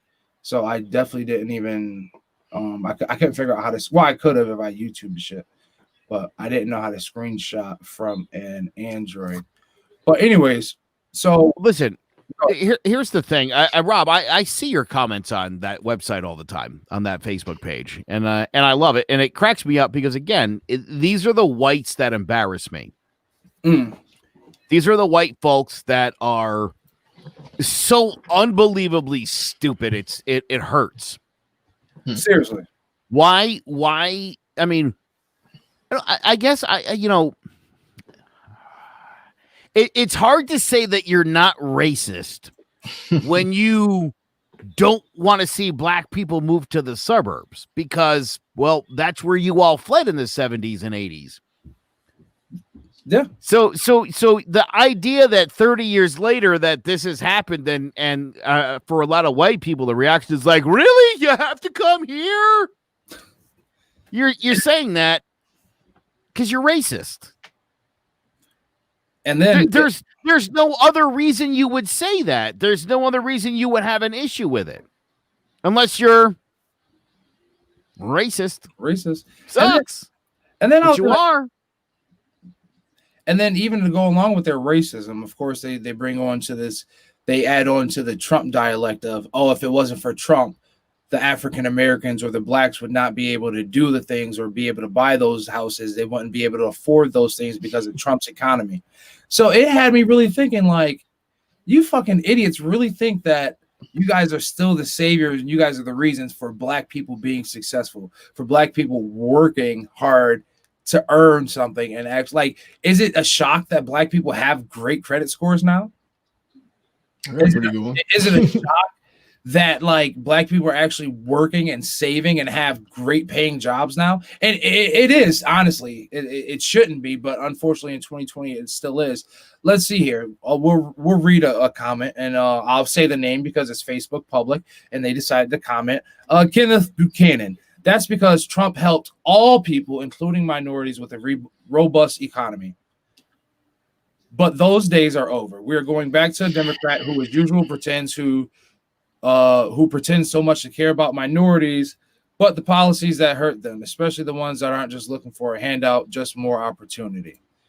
First and foremost, Kenneth Buchanan, let's get it twisted. Trump's economy was trash. And if you look at it, and if you look at the stats, it was. It was. If you look at the even in a crash, even in a crash stock market, in a crash market, the rebound in both Obama's terms was phenomenal. Phenomenal gains versus the whole 4 years Trump has been in. The economy that Trump was claiming 2 years into his presidency, that was all thanks to Obama's efforts, right? Obama's efforts in his 8 years in the office, right? And Joe, please stop me whenever I'm wrong. Please. You're wrong. You're already wrong, and I'll tell you why. Okay. And Zay, you're wrong too, just so you know. Because the 100% the effects of the Obama economy probably have lasted for the entire duration of the Trump presidency. But if you're hold on, yeah, so you're more right than you even know, Rob. But listen, bottom line is this: the stock market is not at all an indicator of an economy.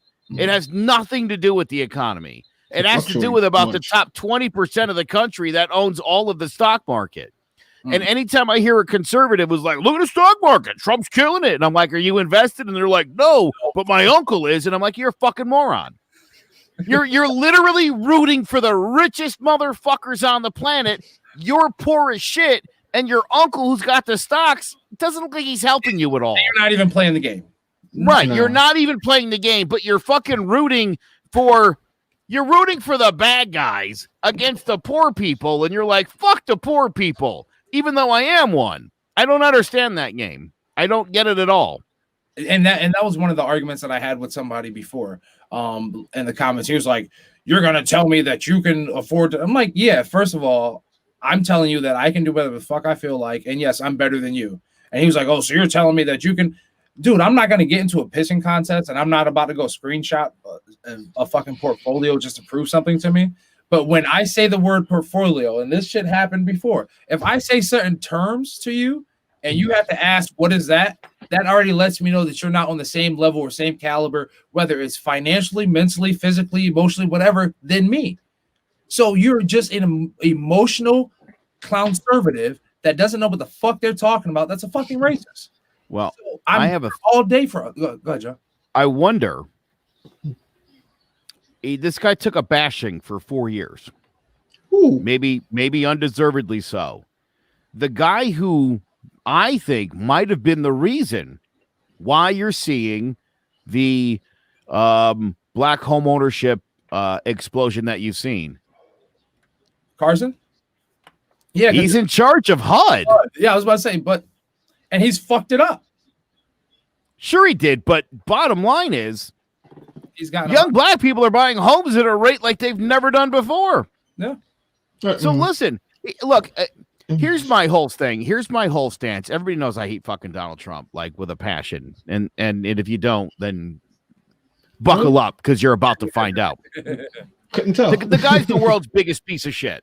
I mean, right, without a doubt. It's not even close. There's not even a second place for the giant bag of shit he is.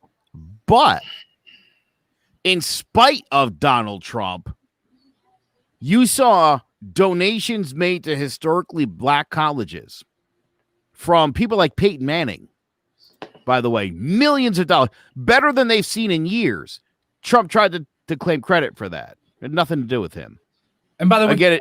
It almost seemed like those sorts of donations were made to spite Trump, the racist president that we had. Yes. And by the way, his support was something, just an extension to the HBCUs. It wasn't something new that he did. So I get sick of hearing those fucking clown conservatives talk about that. He didn't just give us something fucking, he didn't give HBCU something new. It was just an extension. He just granted the extension, you fucking clowns. Sorry. Right. Here's money you're supposed to get anyway. Yeah. You're welcome. Which is an interesting take. Again, his whole, basically there was two groups that he totally really blew it with, and could have done better, and it was for a complete shit lack of effort. Number one was women in those suburbs. He was like, "Hey, white ladies, I'm keeping blacks out, yeah," and that didn't work. Nope. And then with black people, he was like, "Hey, why the fuck not?" See? Like, that is not a good campaign strategy. That's where he messed up. Older white ladies love young black men. Should have put us in the hood. Should have put us in the suburbs. No, that's the problem. They don't want a bunch of black guys coming in the suburbs. Well, you know why. Wives are going to be fucking. You know why. Desperate Housewives are going to come all over again. The BDE effect. Well, I got to tell you something. You do have to have a job if you live in the suburbs, though. Facts. And right now, I cannot afford it. And honestly, Yeah. I want to live in the sticks. Fuck the suburbs. I want to live in the sticks where if you come out and you come on my fucking property, you better hope you have a good fucking reason to at this point. Well, the sticks. That sounds like some trees, nigga. The sticks. Yeah, the sticks where I can smoke my tree, plant my tree, and be the fuck away from all these fucking idiots around here. Because the fucking this world's gonna come to an end, and I don't want to be around nobody. I want to be able to sit there and stand my fucking ground and call it a fucking day. The revelation I just went through. The world is coming to an end. When is this? I don't know. We're in a pandemic right now, and this shit don't seem like it's getting any better. So, hey, 2021 ain't looking too fucking promising. I'm not gonna touch that pandemic topic. I'm gonna leave it alone because I could be here another hour.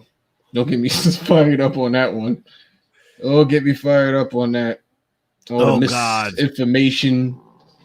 Since we're not gonna do that, then how about let's talk about police then? I'm just wait. Let me ask you a quick question before we move on. Zay, you gonna get a vaccine when they come out? Fuck no. Okay. Rob, next episode, can we have this conversation? Yeah. What? I gotta see how it affects people. The vaccine conversation? Yeah. We can definitely have this conversation next week because I don't think I'm gonna be the first one on a vaccine either. I don't get a flu shot. You don't get a vaccine? Yeah. I haven't had a flu. Yeah, I've never gotten a flu shot. I'm not getting a vaccine shot. Congratulations, you guys. I mean, that doesn't mean anything. I've never gotten. Doesn't mean anything. This is a vaccine. Did you take a measles vaccine when you were a boy? Yeah, I got forced to. Have you had the measles? Do you know why? The vaccine. But the vaccine been around for a minute before I was born. Yeah. When I was born, that vaccine. That shit been tested and altered 100 times over before when I was born. Who told you that? It's the same formula. Yeah, that's what they keep telling you. Anyway, they keep telling you. It's listed on the ingredients. It hasn't changed. Same shit. Can you even read the shit that's on the ingredients? I have control over my body, Joe. I can do what I want. I have control over my body. My body, my choice. Yeah, definitely. I don't want to inject myself. Have you seen the side effects of that shit? Yeah. Is it worse than dying of COVID and not being able to breathe and dying on a ventilator with black lung? To be honest, zombiness. I'm not going to go and vote. Well, first and foremost, yes, sir, you do. So first and foremost, we like a close family member has contracted it now that we have been in contact with. So like we're in this kind of quarantine. I'm like in day 4 or 5 of this quarantine shit. Even though I don't have it, they had it. So, but they're looking fine. And to be honest, I think I may have I'm one of the believers that because in December I was super sick. This time last year. 2.5 weeks of respiratory couldn't breathe. Danielle, I thought I was dying. Danielle thought I was just playing, but like 2 weeks of just like straight death before like it actually became mainstream. So like it was either the flu or it was COVID, one of the two, but it kicked my ass for 2.5 weeks. I'll wait until next year. I'll shoot my shot until next year, maybe. And then you know what I mean, see what get a vaccine so when the commercials run, let's say no, I'm good. I didn't even do that for the military fucking earplug shit. I'm good. I'm be broke for a fucking while. Yeah. I unless like my job is like, yeah, you have to have the vaccine, then I'd be like, all right. How can a job? What does a job get off with the right to tell you have to have a vaccine? That's like a job telling you got to wear a condom when you have sex. It's not your place. It's not your place to tell me what. How are those things even remotely related? You don't gotta work at the job. You can walk off and get a whole new job. Exactly. You're not walking around like beating it on people. What are you? Having COVID and fucking are not even remotely close. I've got to the point with COVID this year that I probably got a better chance of getting AIDS. That's how probably. So got to the point with COVID. You cough and they treat you like you got AIDS. We gotta understand. My job sent me into New Rochelle when it was quarantine. Here, go set up some phones. We don't care about you. And this is early March. And we did this all year long. So I mean, yeah, at that point, like I'm not in a rush to get the vaccine. I mean, granted, we probably won't see our version of the vaccine until like March. So like, we're black people. We're on the back burner. We always at the back of the bus. Yeah, it'll be a while for it. I'm not in a rush. I don't need anything. I already got it. Oh, the vaccine? I believe it. I wouldn't put it past neither. I literally wouldn't. I literally wouldn't. Like you probably got it like a dad meeting or some shit. I live in the suburbs. We had this shit for like 2 months. We're good. I fucking believe it. Local dad meeting. We got the vaccines. Pull up. I can't wait to see all the knockoff vaccines that come off like black market, and you're gonna start seeing them on like Facebook Marketplace and shit like that. All the scammers got vaccines and shit. I can't wait. I believe it. How much you think they're gonna be going? Like what? $40 a shot? $40 or something? Like this maximize your money. Somebody gonna have some bootleg shit out there, and I can't wait to see it. I can't wait to fucking see it. I know people getting $1,000 for a PlayStation 5 box. You better maximize your money on a fake shot. I heard people were getting $1,000 for a fucking Clubhouse invite, which I'm still trying to get you, Joe. Which the Clubhouse link got lost in translation, but we're trying to fucking get it, or a transaction. There we go. But yeah, they're giving $1,000 for a Clubhouse invite, so we definitely got to get you on there. It's fucking crazy. You know about that shit? No, the face would indicate what the hell's a Clubhouse. See, it's that exclusive that he don't even know. So I didn't know if you were playing it like "Don't tell him" or if you really didn't know. I wasn't sure. I wasn't sure what that face was. It was one or the other. Clubhouse. So Clubhouse is this new app. You're like, like interactive app. I guess that like it's like exclusive to like at first it started with like high-end celebrities, and then of course the only way you can get it is if you get an invite, and everybody only gets one invite. So you have to know somebody that knows somebody to get an invite. Fortunately for me, well, it would seem that way until you get on the app and you're like, yeah, okay, all these fucking exclusive people are on here, but there's mad other people on here too as well. But fortunately, I was able to get a link, and then once I got a link, and then people found out that I was on, they were like, yo, I'll actually pay. Well, my brother told me that people were paying for links, and I didn't believe him. And so somebody said, hey, you're on Clubhouse. I'll give you an undisclosed amount for your invite. And unfortunately, my invite is already going to somebody. Well, we're trying to get the invite back to Joe. But yeah. Wow. But yeah, people are actually trying to get on this app so much that they're paying a certain amount of dollars. It wasn't $1,000 that the person offered me, but it was a couple hundred. That sounds fucking stupid. Yeah, just to get on the app. And honestly, the app is like just like any other app. You get on there, it's just voice. It's voice talking, but you're on there with like celebrities and shit like that. And just like interacting and yeah, but whatever. Why do people want to it's a networking thing for me. Like no, I get you. I get for you, but for some people, I don't understand that. Why do you want to hear celebrities? Why do you want to watch a Zoom room concert? I just don't get it. With the extremity people go to for celebrities just doesn't make sense to me sometimes. It was crazy. I wasn't even looking for the invite. Somebody was like, "Hey," I was like, "Oh shit, hell yeah, I take the invite." They was like, "Yo, you want to get in the Clubhouse?" I was like, "Yeah." So the name of the app is Clubhouse. I'm just asking for a friend. Yeah, Clubhouse. Okay.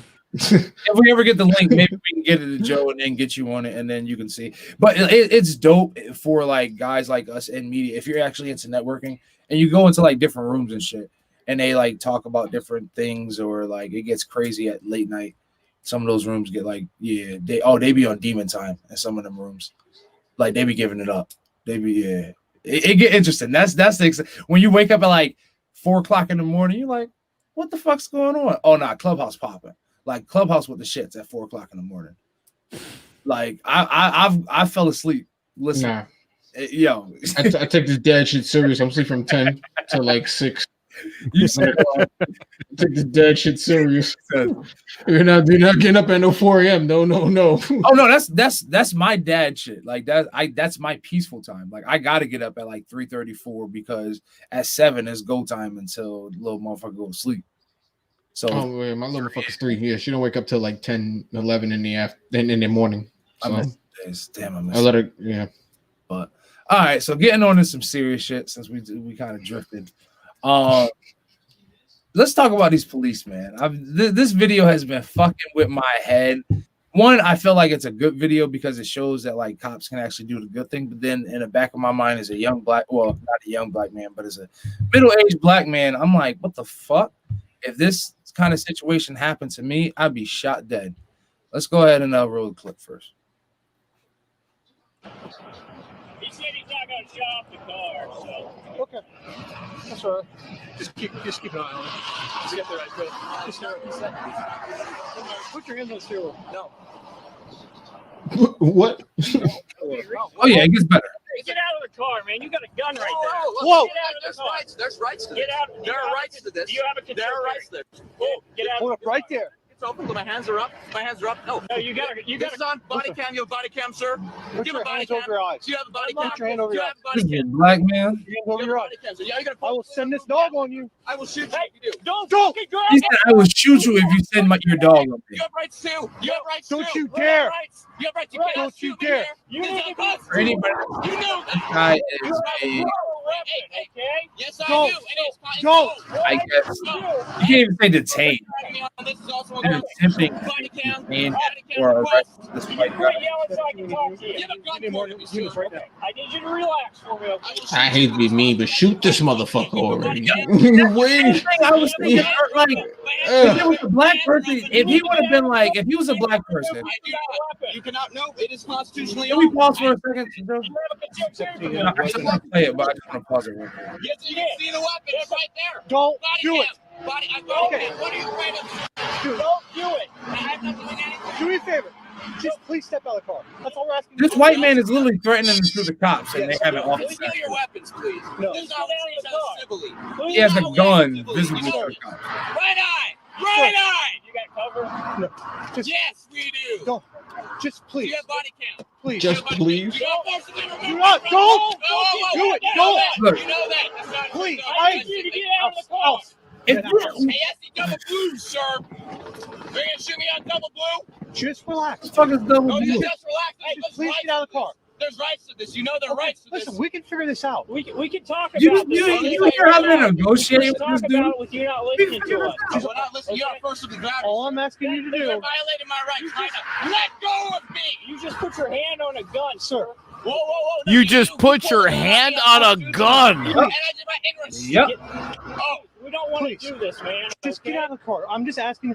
We'll get this figured out. Just come out. Just get out of the you car. release me now. You can't do that. Release it. I have Oh Second Amendment my rights. God. That was- Constitution. Just, I'm a He was- fucking ignorant white guy. I can say shit. This right here is the Uh-huh. reason to We'll get- defend myself, Captain If he was Officer. black, they You would know have We'll lit get that this shit figured up out. already. No. Like, woo. Don't do it. Please. Just come on. Get out of the car, sir. Just get out of the car. that. Just step Get out. The gun's down. No, just step out. Get out of the car. Just step out of the car. Don't do it. But this is the best part. Look, Get out of the car. You're on double blue. You know what's going to happen, right? Just stop. You need to get out of the car. That's a No, I lawful don't. order. You're going to go to What a jail. gunfight. Oh, take me to jail then. Go ahead. Just Right come now on. you're obstructing. I can't. No, you're obstructing. You pointing a gun at me, sir? Right now my life's in threat. Okay. Well, we have. I don't see body cam on this, sir. I'm just gonna drive away. I'm not gonna bother anybody. No, you're Hands not. on the seat. Don't do this. Don't do it. Don't. Gone. He said he's not gonna So- stop the car. So. That just happened. So for anybody that was just listening or that's listening to the podcast and didn't watch this live or whatever, didn't watch this on Facebook or YouTube or any of those amazing platforms we're on, what happened was 2 state officers in Ohio have stopped this white man at a traffic stop. The white man has a gun visible that he has reached for multiple times. The officers have drawn on this said white guy, and they are negotiating with this white guy whether or not they are going to detain him, arrest him, or safely, however, handle this situation. Where I applaud that the officers did not off his white ass, I still like to think, like, if that was a black guy, how would this have gone down? Why do I ask? Not trying to race bait, but guess what? Prime example. 32-year-old Philando Castile. He was in his vehicle. Guess what? Philando Castile was shot to death by a police officer during a traffic stop. Also, Philando Castile, I believe he had a registered firearm. Did not pull that firearm. Let them know that he had one, and still was considered a threat and harm to these officers. Meanwhile, this white man has reached for his weapon multiple times, threatened to shoot not only the officers, but the officer's dog if the officers release the dog onto him, and then proceeded to drive away. Not proceeded, the fucker drove away, fled the scene. Now, where's the outrage with all the white people that were like, comply or die? Why aren't you complying? Why aren't you doing this?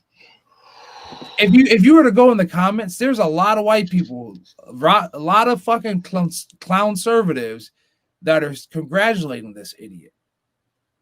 Now, granted, there are some in there in the comments that are like, congratulations to the cops. They're doing a great job. Which, once again, I don't want to take away from them officers.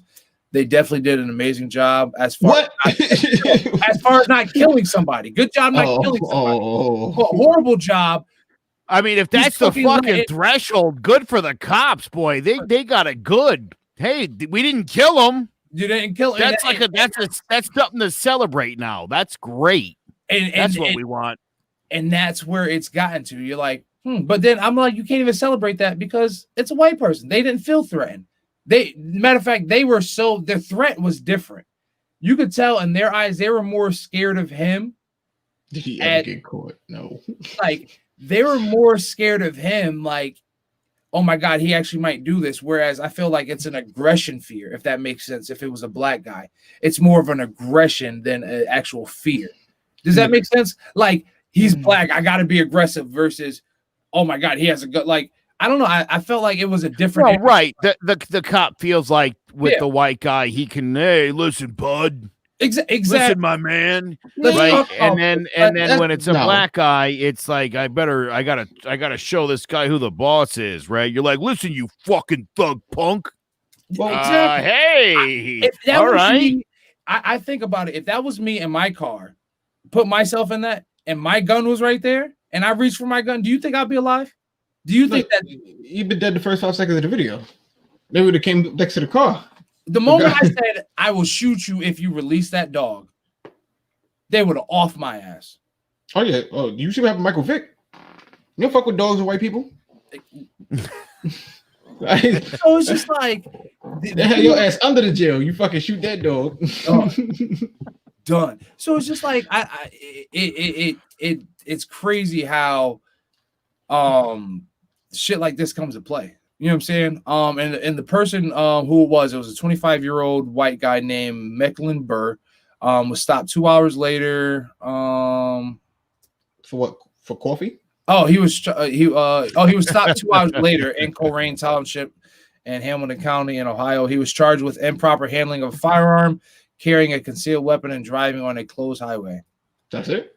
Wait, was the improper handling of a firearm when he took the cop's gun, or was it his own gun they were referring to? I would love curious.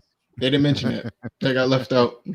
There's So a lot many of charges details that here. were like so many charges and details that was Wow. left out. But yeah, so that's good. It's really disturbing because on a serious note, you'll see black people get killed for even less, like having a fake $20 bill, or you're in your house eating your Haagen-Dazs and the wrong person walks into your house and lights your ass up. But that's neither here or there. Or sleep with your significant other, and a no-knock warrant for an arrest that definitely had nothing to do with you. And mind you, a whole situation that was going to be completely thrown under the water if no one said anything, because the boy running in Alabama, that happened after her. Oh yeah. So no one was even talking about her for months. Yeah. So it's really baffling to see that he got to pull away. But it starts, and I hate to say this, Joe, it starts young. Mm-hmm. White kids get away with a lot of shit. You get to talk to your mom a lot of ways. Oh my God. It's like with his egging thing earlier. I didn't egg because I wasn't getting my ass whooped for wasting eggs in a black house. Yeah. You can't do shit like that. I can't talk back to my parents, but when you give them that at that young age, the ability to say, shut up, mom, or mind your business, mom, they can talk to whoever the hell they want. It's just simple as that. Yeah, it's that entitlement. That's why I would beat the shit out my kid, but that's neither here or there. No, but yeah, that's a true statement, right? So, and we were talking about how I think we were kind of discussing on like how raising our kids earlier a couple episodes ago, but like I harp on my son all the time about how he presents himself and how he just says something. Just hear me, like you can't say that he can't say the same things that little Johnny will say in the classroom to the teacher, because the way little Johnny says it, it's not going to be perceived the same way as when little Donnie says it. Or even the same way, like when he says some shit to me, like, no, you're not going to talk to me because you heard your friend say that shit at the park to his dad. No, that's not going to fly that way. You know what I'm saying? So it's different, because guess what? My son's not going to be able to talk to a cop like that. The same way your son, he might be able to talk to a cop, Joe. You know what I'm saying? Like I'll put it. Well, that's because your son will be, you got to raise him right. So he can run away, make sure his pants is up, his belt's on properly. Because Joe's son can talk like that because he'll run away. And you just said it. I got to raise them right. Yeah. And that's the difference. Black people, we have to raise our children. We were brought up to raise, they had to raise us right, so we have to raise ours right. Joe, you just have to raise your son. Bullshit. We got to raise him right, too, because we're doing a real fucking shit job. Got to start teaching these white kids how to stop being rapey so much and being, like, racist all the time. We're fucking it up. We're not doing it right. And straight up, you guys, I mean, any little kid that experiences racism, I mean, where'd they get that shit from? Home. Here you go. And that's all you need to know. And you're right. Zay, I'll tell you a story. I was driving to meet my buddies at the golf course one day, straight up smoking a fucking blunt. Rolled right up on some cop. I mean, almost ran him over in the middle of the road. They were doing a little construction on the back road. He walked over to my car. I kicked the cherry off that into a cup of Coke that was in my car. Not cocaine, just regular Coca-Cola. Dude, the car reeked of weed.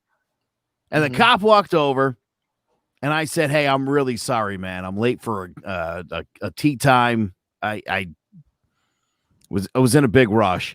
And he put his arm on my arm, and he tapped me. He said, slow it down. Have a good round. And off I went. See, now that's some bullshit. Oh, yeah. Oh, listen, but Zay, let me tell you something. I mean, it's I remember when I first heard what white privilege was, and I was like, fuck that. I've never had a white privilege. I wish I had some privilege. And then I told somebody that story, and they were like, oh, dude, that's what we're fucking talking about. And I was like, oh, I got a million of those stories. Really? I got arrested for I got caught shoplifting at Stop and Shop while I was in college. And I looked at the security guy, and I was like, I'm sorry, dude. It was stupid. And he was like, just get the fuck out of here. Yeah, all right, cool. All right, cool. Can I keep what I took? It can be black. No, we gotta wait till the cops. But sir, it was it was a Jello. Nope, we gotta wait for the cops to get here. Jello or not, you stole this Jello, and it's not on your receipt. So we're gonna wait for the cops to get here, and we'll figure this out. That's really lucky because it's really a different dynamic. I've been pulled over in traffic, just driving down Jamaica Ave. Cop reached his head in my sunroof. Hey, can you pull over? Yeah, I pulled over. You fit a description, I'll bet. I gave him my license. Checked my license. Came back and said, "You're good." I said, "Oh, is it the nice Audi I'm driving?" Catch you later. But these are the things that we live with. It's an experience that if you're not African American, you probably won't know you're experiencing it. If racism is happening to you, there's a good chance you won't know it's happening to you. Or, like I said, with white privilege, if you're getting white privilege, there's a good chance you're getting it and don't know you're getting it. Well, that's another one of those things, where like you hear a term, you're immediately on the defensive, right? White privilege. Oh, I don't know. I don't even know what that means. And it's like, well, has race ever been an issue for you? No, not at all. That's what it is. Oh, dude. Again, the idea that there's still people out there that deny white privilege is a thing is it's a shocking level of ignorance. We've all seen it on television. If you actually know a real black person, you've probably heard from that black person what kind of racism is out there. Believe that shit. Yeah. I think, again, I'm not trying to be a fucking hero. What do I care? But the difference between me and I think most people is I have to hear or see something once. And it's like, oh, gotcha. New mindset.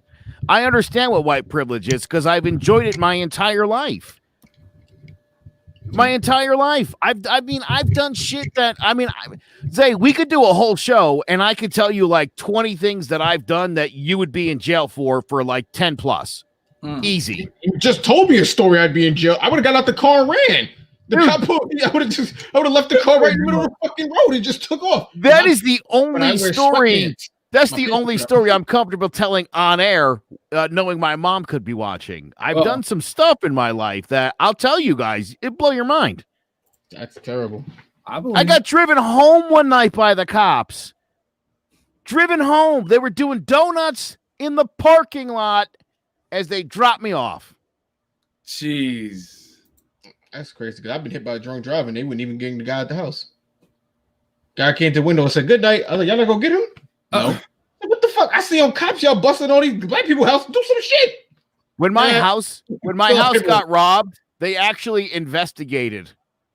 Nah, we fill out paperwork. Come to the station. Yeah. Come down to the station tomorrow. Fill out paperwork. We'll get you I gave them some leads and they went and followed up on it.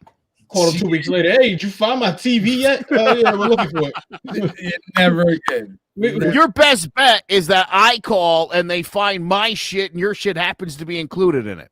Oh, that's your best case scenario, and it's fucked up. Whenever I need the cops, I just tell them it's the girls soccer team down the street from me, and they come right away. I'm telling you, they come all the time for the fucking the women's soccer team at Central, faster than anything I've ever seen. When those girls call, they are fucking there. Yep, to break up black parties over the summer, I gotta call the old white lady. Jeez. Let them know that they're in the street fighting. There's some black kids in the street fighting. They just had a barbecue. The cops never pull up so fucking fast. I get my sleep. You think you're gonna have you think you're gonna run this barbecue? Too, right? Let's get on it. Oh my god, dude. You're gonna run this barbecue past too? Okay. There's an old white lady in me who needs her sleep. That's why I love having the name Rob or Robert, because they hear Robert and they just think, all right, they automatically think Robert. And then when you go give them the Robert Dunlap, or I shouldn't have said that. Damn, I shouldn't give whatever. Fucking give them the full name. They're like, holy shit, that's a white guy. And so they come here and they're like, oh shit. Because Robert Dunlap sounds like a guy who has a really good fucking time on St. Patty's Day. Exactly. And he eats the corned beef and the cabbage. And he's drinking the Guinness. Yeah. Everyone likes him at the office. Yeah. That guy's getting a job interview for sure, Zay. Isn't he? Just off a name. Oh, yeah. That's gonna get him an interview. Then he shows up and they're like, shit. Yeah. Now Dunlap, Black Irish, got it. Black Irish. Well, with that being said, Joe, are you sure? And are you ready? Shit. Are you sure? It's about that time. Are you sure you're ready to cross these waters again?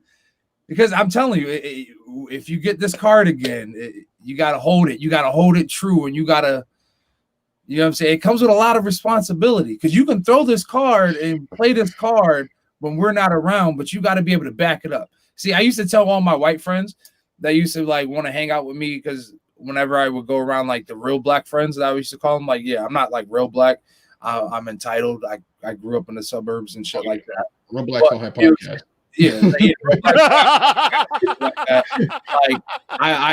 like I definitely grew up like in a loving household by a single parent that definitely rose. You know what I mean? Like, yeah, I definitely did. 2 parents? No, not 2 parents, not 2 parents. Definitely single. Oh, I definitely had a fucked up situation. Not to say it was fucked up. It was a great situation, but like I was living with my aunt, you know what I mean, not to say my situation is fucked up. That sounds so fucked up. But like I was living with my aunt, my siblings were over there. You know, it's a black situation. You know what I'm saying? You black situation, right? I got 7 siblings. We all got different mothers. You know how to story exactly. It's cool. It's just, you know, it's Hey, real quick, yesterday my parents celebrated their 50th wedding anniversary. What? 50? See, that's white people shit. No, that's why I brought it up. Is you just said you got 7 brothers and sisters and you all have a different parent. 50 years. I'd be lucky to get 1 year anniversary. Our parents can't even stay alive long enough to fucking, you know what I'm saying, even make it that far. Now with all the gout and corona going around and high blood pressure and diabetes. My mom and my dad made it fucking 10 years and he passed away. You know what I'm saying? So it was like, fuck it. When we get that kind of picture, you know what I'm saying? It fucking happens. But anyways, so I was not of one of those children that luckily I had, not to say a silver spoon, but I was decent, right? I didn't need for anything. But when I would bring my white friends around, I was cool on the other side of the tracks, but you know what I mean? I would have to let them know, like, yo, you got to be able to hold your own. You got to be able to mix and maneuver a certain way, you know, move and maneuver a certain way. So, Joe, if you earn this again, you got to be able to stick and move, which I have no doubt, you know what I'm saying, that you will be able to. But yeah, we're gonna get you right this episode. To be fair, I didn't even know I had attained said black card. Oh, that's I was just thrilled to know when it was revoked. My initial response was, "I had it. That's amazing." See, now I want to get it back. It's like white privilege. It's like, well, yeah, there you go. Throwing around your white privilege. Even know. Fucking embarrassing. You throwing around that shit again. You see? And not even that. Like that's white privilege. When you're around black guys and you just automatic like you get it. You know what I'm saying? You bragging? You know what I'm saying? Like a lot of white guys don't get that privilege. So you know what I'm saying? I'm honored and I'm thrilled by it. And now that I'm giving another shot at it, I promise I will. I'm up to the responsibility. Got you. Now, do we want to go? I mean, I'll pitch you off shortly, so we won't even really go like very too scholarly with it. We'll keep it nice and fun. Keep it culture based. I think like the scholarly shit, like W.E.B. Du Bois and all that shit, well, that's like level 2. You know what I'm saying? That's like that's like the black card of the black card. So right now we're working on like the platinum card, the platinum black card for you, Joe. The next one will be like the black prepaid credit card. I like this. Credit card. All right. The Visa card right now. It's a Visa prepaid. It's still a card. So we got a couple questions. I got about a solid 20, but we'll see how it goes. It might go fast, might go slow, but I'm sure there'll be some debate in between. All right. So we'll start off easy. And these are all multiple choice. Who is the best male R&B group of the 90s? Dru Hill, Jodeci, Boyz II Men, or New Edition? I'm going to say Jodeci. Although Boyz II Men were great. Yeah, I'm sorry. Is that bad? All right, so I would definitely say New Edition is out because New Edition was definitely 80s. Yeah. Dru Hill I wouldn't say they were like the best, but they were like one of my top. They were one of my tops. Drew Hill. I like Drew Hill. Oh yeah, name me a song. Who, me? You're putting Joe on the spot. Name a Drew Hill song. I don't know the songs. I mean, I had the album. Harmony. Give us a harmony. Sorry. Who's the lead singer? Dude, he was friends with Cisco and all that. I mean, I'm all up on Drew Hill. Come on, give me some. You worked in radio. I should have gave you more credit. You worked in radio. Listen, I am honestly, I'm a 90s hip hop guy. I was West Coast. I was Dre and Snoop. That's my guys. So, but I'll give you Jodeci between Boyz II Men and Jodeci. Look, I thought Boyz II Men was too easy. I love Boyz II Men. I actually saw a funny story. I actually saw Boyz II Men 4 years ago in Philly at halftime of the Giants-Eagles game. Oh, nice. You know why? Why is that? Boyz II Men's from Philly. You are right, obviously. Oh, okay. Yeah, Philly High Harmony. I mean, I again had the album. I know it. I'm not stupid. Look, it was amazing to see him. I'm just saying. I went to a football game, and I certainly wasn't expecting. All of a sudden, they were like, "Hey, Boyz II Men's performing at halftime." It was just a regular season game. It was pretty cool. That's awesome. Oh yeah. All right. So, what do you eat on your grits? Cheese, salt and pepper, sugar, or butter? All of them. See, I was with you until you said all of them. I'll give you 3 out of the 4. Salt and pepper is a must. Yes. I need some butter on there. Yeah. Cheese. How do you not have cheese? Obviously, cheese. That's why I said, what? I have to do cheese. I'm sorry. If the options are cheese, salt and pepper, sugar, or butter. I probably wouldn't put. Well, all right. I guess I didn't hear sugar. I didn't. Okay. Sugar is probably not one I would put on there. I don't put sugar on anything. I don't even put sugar on cereal. All right. See, there we go. Okay, we got you. You're not black. There you go. Okay, all my cereal is already sugared. Okay. You there you go. You got money. You got money. Hold on. So Fruit Loops. Yeah, you got name brand. Oh, shit. You got name brand shit. He don't even got smacked. Yeah, no, it's like Fruitios. I'm bullshitting. It's Fruitios. There you go. It's not Fruit Loops. I'm not doing that shit. Now, if you get Rice Krispies and you put the sugar in your Rice Krispies, then you're black. Definitely black. Because that's definitely with that. You gotta drink the milk too. Milk All right. What is the best comedy of all time? House Party, Coming to America, Friday, or Harlem Nights? All right, so I've seen all these movies. They're all great movies. Which one's the funniest? Yeah, which is the best comedy of all time? I would have to say Coming to America. It's a fucking classic. All right, there you go. Wait, so look at Zay's not. Zay I would have gave you for this one. I would have gave you all the above because that was really, really tough, bro. Very tough. I can't turn my back on Friday. Friday's great. It's one of my all-time favorite movies. Or one block. You got knocked the fuck out. Come on, I love it. I would say Coming to America would probably be the best comedy because it's consistent. Like the whole movie is comedy. Friday is comedy too, but it's like a little bit of everything. You got a nice story. It's tough. Harlem Nights was definitely funny. Harlem Nights was great, yeah. Harlem Nights, yeah. Oh, Richard Pryor, yeah, man. Dude. Oh, yeah. I would definitely say Coming to America, if not with Friday being the next. With it, so yeah, Friday or Coming to America definitely can't be mad at. Definitely all of the above is definitely great. Yeah, you can't be mad at that either. Yeah, you gotta help him out next time. Put some whack shit up there. Put like Dumber and Dumber up there. Like help him out. Nah, it's gotta be hard. Like you gotta think. Like I feel like I'm up to the challenge. I don't want you to take it easy on me. I'm all in. It's hard for me. And that's what I'm saying. When we have these debates, right? When we at the barbershop and we have these debates, it's never easy, right? No, never. It's never. Yeah, so, all right. Wait a minute here. What do you mean? Why is she saying that you're playing me? How he give you 5 super black options and tell him to pick one. Thank you. But I'm still killing it though, aren't I? It's not. It's an assessment. I didn't put Soul Plane on there. We could be like, all right, you don't take Soul Plane. That makes sense. All right. Here we go. Y'all ready? All right. Here's one.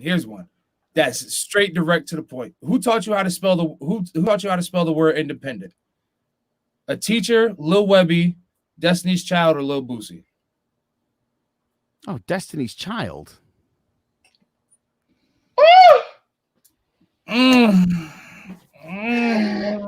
INDEPENDENT. Boy, oh man, you know what that means, man. You got, oh man, boy. So definitely, Destiny's Child had a song named Independent. Yeah, I Right? like that one. If your teacher taught you how to spell independent, You good spell it job. right. Exactly. Yeah. But if you were black, you would know that Lil Boosie taught you how to spell independent. And you spell it all wrong. And you spelled it all wrong. INDEP. And it don't even matter. You can spell it. I'm pretty sure he spells it right in the song. But when you in a club and that shit come on, it sounds like IEDDPDDP. You know what that mean, man? So yeah, Lil Boosie taught you how to spell independent. Here, I give you he was grown when that came out. I think he was grown when Independent Destiny's Child came out too. But exactly, he was still on the radio. Listening to that shit, watching Vampire Diaries and shit. I do not watch Vampire Diaries. Look, man, watch what you watch, bro. I'm not judging. All right, so here we go. When are black folks most likely to change their voice? At the gas station, at church, in front of white folks, or when a bill collector calls? I feel like that's definitely all the above situation. Yes, that is. Yeah. And at first, I didn't understand that at the gas station, but then when somebody explained it to me, they said, "You ever hear a black person ask for gas? Excuse me, can I get gas or $20 on pump?" I said, "Oh shit, that's funny." I said, "That's funny." All right, so you got that one, Joe. All right, which R&B songstress would you want to have? And this is kind of like an opinionated one, and I got to see how black you are. Which R&B songstress would you want to have your back in a fight? K. Michelle, Rihanna, Keisha Cole, or Solange? Oh, this is an easy motherfucking answer. I know it's not Rihanna because she got her ass kicked. So it's got to be my girl Solange, who fucked Jay-Z up with that shit in the elevator. Don't fuck with the queen bee, bitch. Perfect. How's that answer? Is that acceptable, boys? Definitely take that. It was either that or Keisha Cole. Those are the two answers that I was going to take, either Solange or Keisha Cole. All right. What is the best music movie of all time? Dreamgirls, The Temptations, Purple Rain, or The Five Heartbeats? Purple fucking Rain. Not even close. If you can't say that a Purple white Rain. Answer. That might be a white person answer. I would have went Purple Rain too. Really? Yeah, well, I feel good about Purple Rain. Purple Rain beats The Five Heartbeats or The Temptations? For me, it does. I'm a Prince guy. Okay. So he says, I think that one's gonna be opinionated. Yeah, it is. It is. Yeah. This is very opinionated. I'm a Prince. I mean, I listen to everybody on the list, but there's a lot of love for Purple Rain coming in. That movie's I'll lose that one. Yeah, the Purple Rain downpour at this point. People are loving it. I definitely would have went Temptations or The Five Heartbeats. You know, my first ever concert I ever went to in my life was the Temptations. Really? The original Temptations? Yeah. How old are you? Dude, they were at the end. Believe me, I was young. It was honestly, it was the Four Tops and the Four Temptations. It was pretty cool. Tops. Jeez. Yeah. So you must have been like the only white guy in there. I was. Yeah, and I was a kid. Listen, I've always enjoyed black culture. You and the rest of the world. Yeah. There's nothing wrong with it. There's nothing wrong with it. Nothing wrong with it at all. I mean, I wish they pay us for it, but it's whatever. It'd be fair. Hey, that's a whole nother discussion. Look, I've seen the way some of y'all dress. If style was relying on y'all, we'd be fucked. Let's see some of the way y'all. Look, I'll take the pants hanging down to my knees before some of the shit y'all wear. Oh, all right. Who is? All right. Who is Oprah Winfrey's best friend? Gayle King, Tyler Gayle Perry. King, come on, are you kidding me? By the way, I have seen Holiday Heart with Ving Rhames because I love him. Ooh. So, just to clear that up, I have seen Holiday Heart. Just to clear that up, but So also now, I'm sure you watch Vampire Diaries now if you watched Holiday Heart because that's around along the same thing, same concept. But it's black, so it's cool, Zay. Can I get around that? No, Holiday Heart is not cool. I don't accept that. Oh, there we go. How many times have you watched it? I've seen it once. I saw it once with some black friends of mine. Yeah, like 2000, 2001 or 2, something like that. That timeline check out. So you have no clue what channel BET is, right? On your TV? Just I watch it. I don't even know what channel BET is on my TV. I watch BET because sometimes I like to watch hip hop videos. No, you damn sure watch the BET. They don't play no hip hop videos. I've seen videos on BET. That hip hop one, that TV one, that other channel they ain't got. MTV play Tyler Perry all day. That's what they play. House of Pain and shit. Meet the Browns. You getting me here? I don't know this. Oh, we don't die, we multiply. Who said that? Wait, you don't know who Tyler Perry is? No. No, I like Tyler Perry. Oh, what she said on the. Oh, okay. Yeah. Who's Bebe's kids? What? Y'all ain't never seen Bebe's kids? Who's y'all? Oh, I'm asking the question. Who is Bebe's kids? As Joe Googles. I don't know who. Bebe's kids? I don't know what that is. Oh my God, probably one of the best black cartoon comedies ever. So it's about this guy. He meets this girl at a funeral, at somebody's funeral. I can't remember. I think it's like his boy's funeral, and he offers to take her and her son out to this amusement park. Well, apparently, her homegirl Bebe has 3 kids, and Bebe left her 3 kids with her homegirl who's on a date with this dude, and yeah, they fuck shit up at this amusement park. It's funny as hell. Bebe's kids. Look it up, Joe. I will. Phase on Love. It's his film debut. He's a buddy of mine. I know Really? Phase on Love. Yes, I've hung out with him a few times. So how do you not know his classic? I didn't ask. It's been a while. I don't know it. I just don't know it. I don't know. Hey, Phase on about that Bebe's kids. I will watch. See, you gotta watch it to get the card back. If that's all I gotta do, sign me up. No, I mean you pretty much got it. I think the last other question was and you definitely have to know this. What year did Cash Money take over? Cash Money in the 99, ain't it? There we go. 99. There we go. 99 to 2000, of course. I'm just saying, when you're around people, just make sure you say end of 2000s, all right? You learn from me. I was pausing for dramatic effect. I was getting there. All right. Was the beat Cash dropping Money in the for the background? 99 and it's 2000. So I get it. Is it back? No. It's pending. Your application is pending. Apparently, you got to watch Bebe's Kids, and then we'll quiz on that, and then we'll. All right. But yeah, right now you're good. Right now you're pending. It's looking good. It didn't get kicked back. It was exciting. Nice. I was nervous. I'm not gonna lie to you. Nothing to be nervous for. Nothing. Like I said, we could go into like the first African American woman to win the Academy Award for Best Actress in the movie Monsters Ball. No, if you didn't say Monsters Ball, I wouldn't know who the hell it was. Yeah, isn't that Halle Berry? Oh, yeah. There you go. Right? There you go. There you go. All right, or what? This person was the first person to invent a clock in the United States that rung on the hour. Shit. Here, I'll give you W.E.B. Du Bois, Benjamin Banneker, Denzel Washington, or Barack Obama. It's the second guy because I know all the other names you mentioned. It's gotta be Benjamin Banneker. I don't know. Benjamin Banneker. Yep.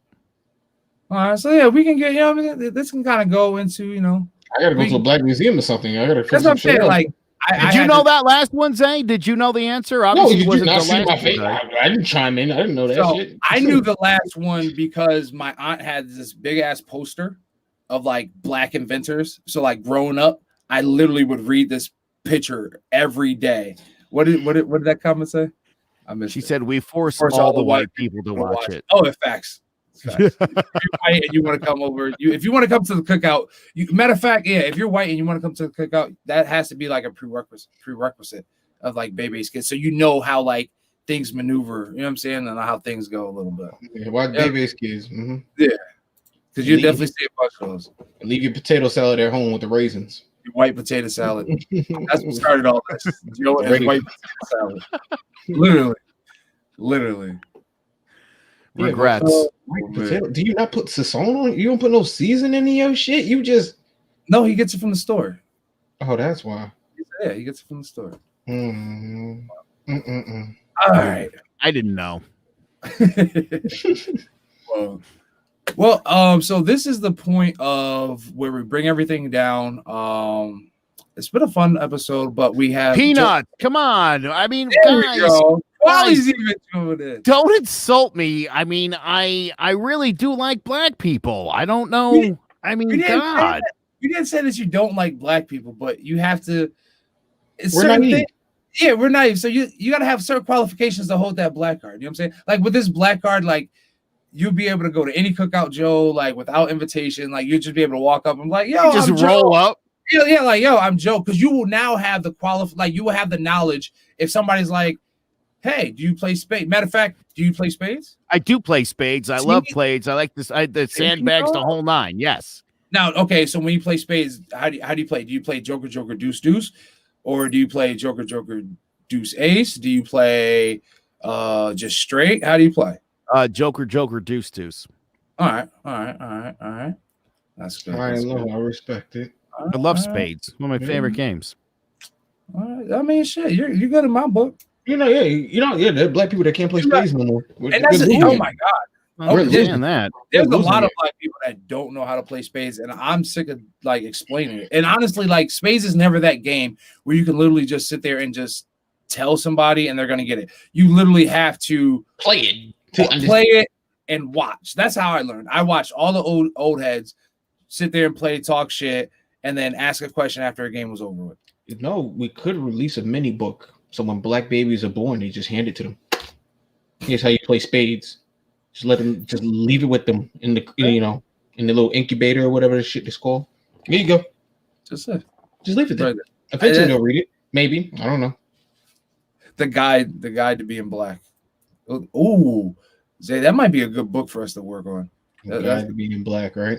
And we could probably sell it to a bunch of liberal white people. I hate to say it.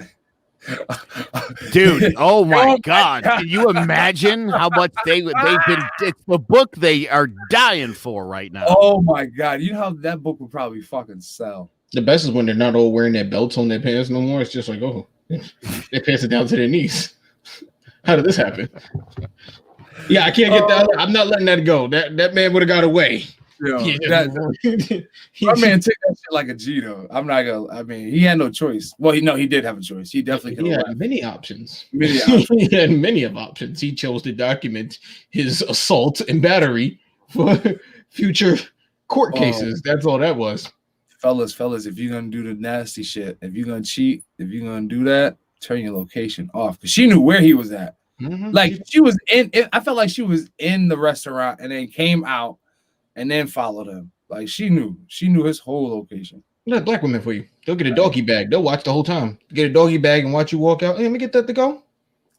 And then go tag your ass up. Hey, I got beat up with a Louis belt. Damn. It was a Louis belt. It was. Well, yeah. What looked like to be a Louis belt, allegedly. Oh, which I'm sorry. I don't know why this brought me back, but kind of go back to yep, that's racist real quick. You know that little fucker had the nerve to come at me and say some shit, the one I was telling you about.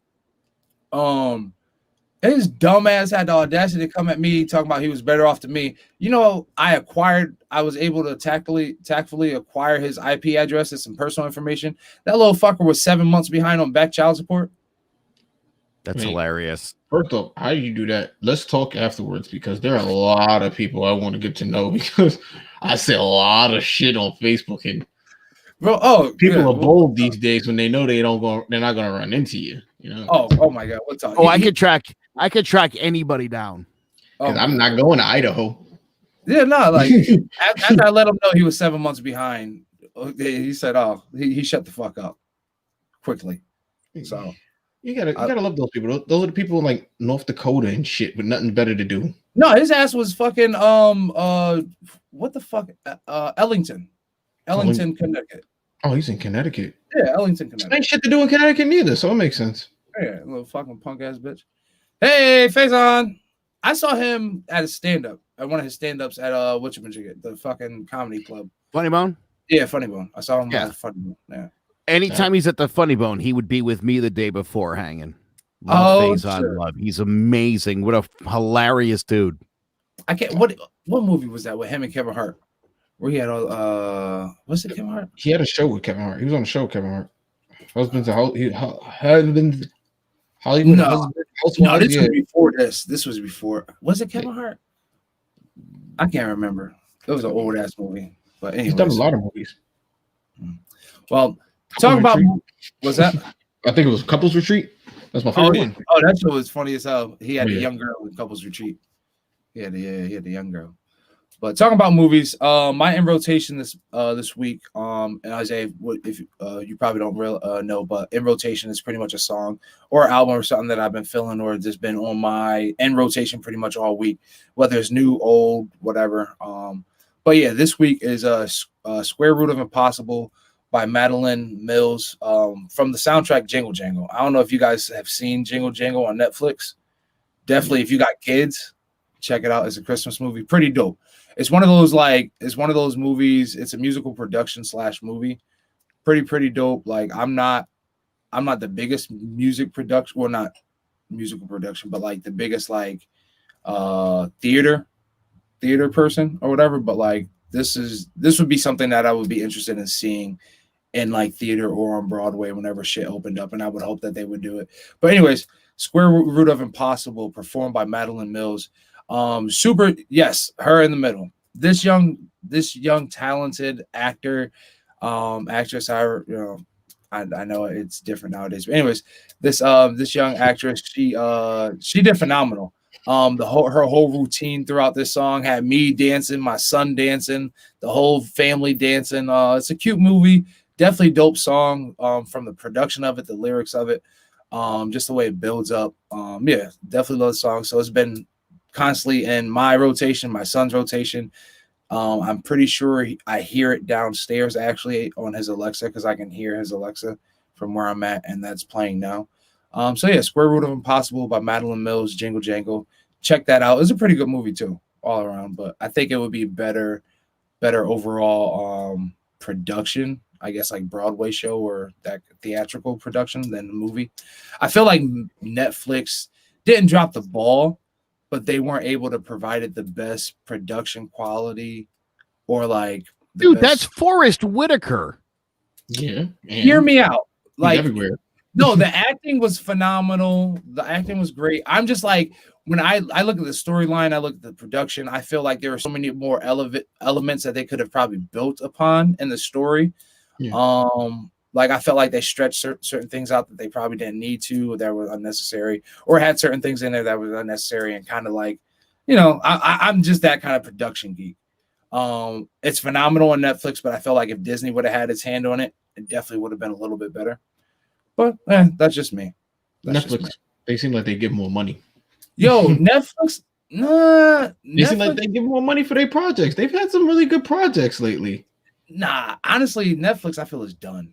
I feel like for right now, like they give me one solid thing and don't say Queen's Gambit that they fucking released. What was that movie with it? Original. Where they couldn't die, where they was getting shot, but they couldn't die. They kept coming back. Like I can't remember the name of the dang movie. Not Six Undone. That was I know which one. I watched that. I watched that twice. It the was Old cool. Guard or whatever it was. Yeah, the Old Guard. The Old Guard was. It was pretty good. It was pretty decent. It was pretty good. Like it wasn't nothing that like, oh, I gotta go back to. You know what I'm saying? Like I went. There hasn't been anything like that other than Jingle Jangle, which I mean it was a fun family movie, so I watched it twice with my son.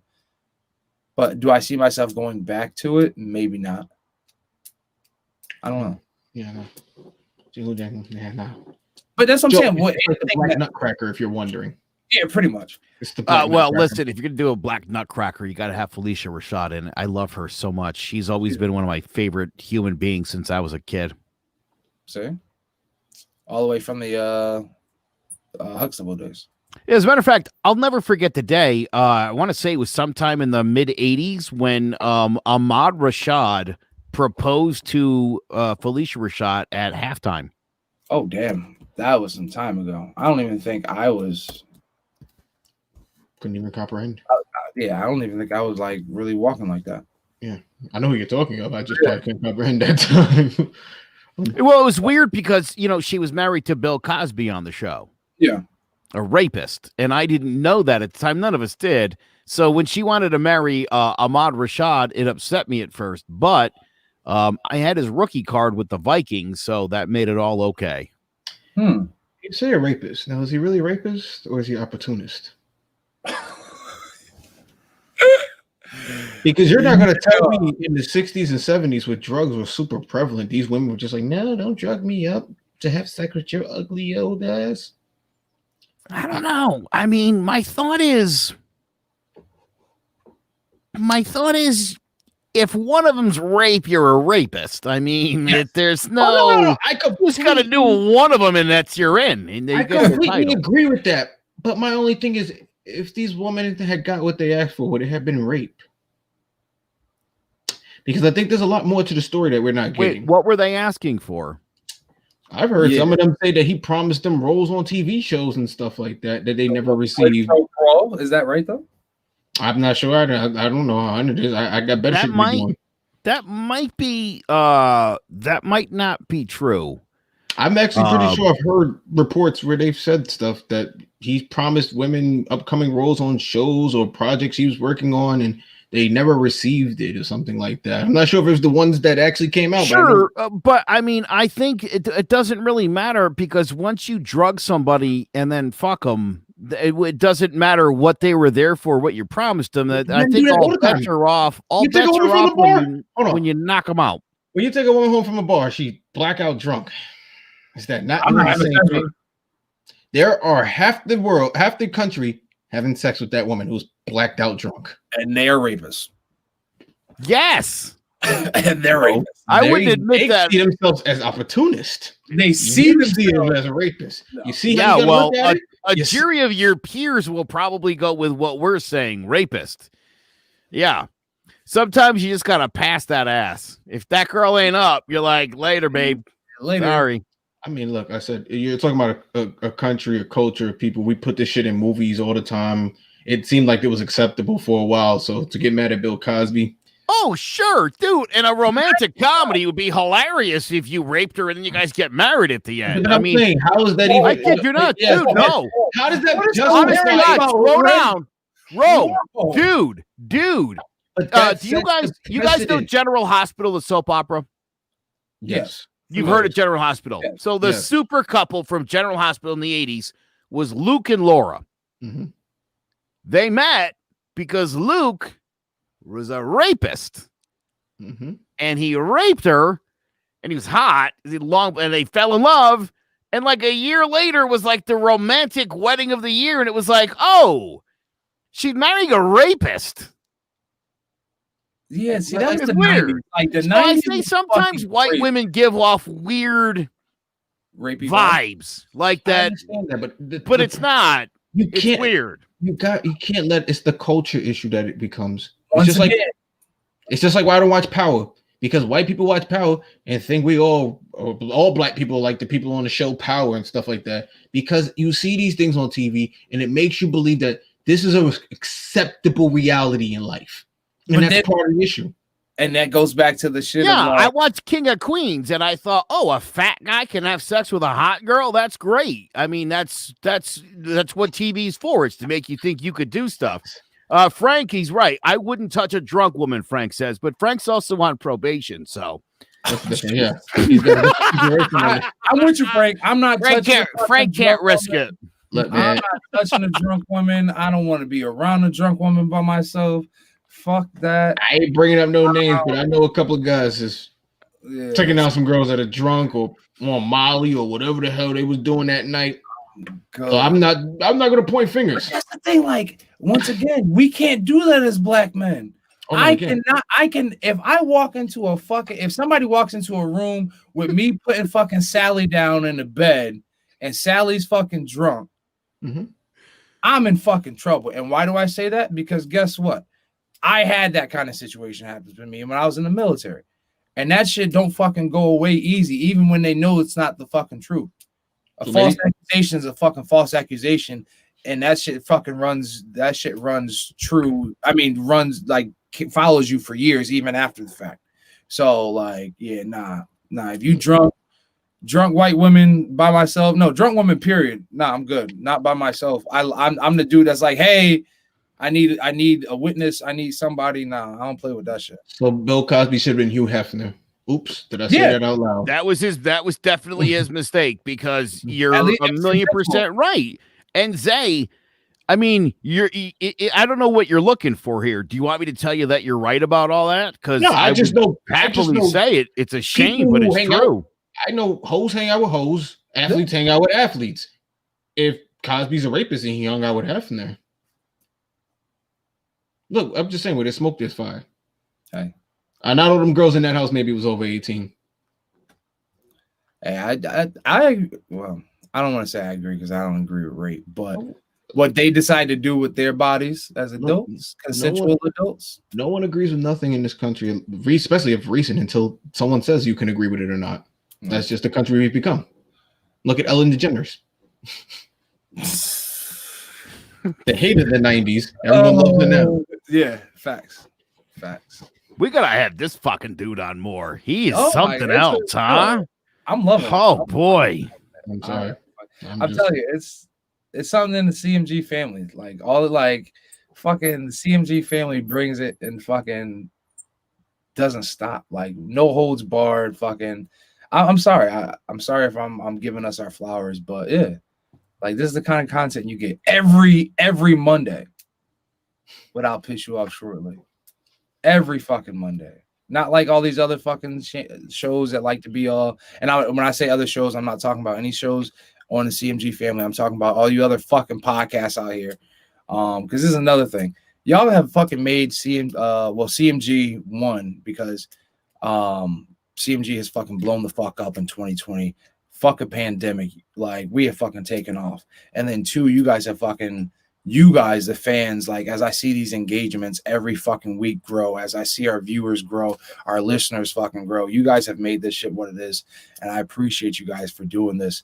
Before I actually let y'all go, I wanted to say rest in peace to Natalie DeSelli.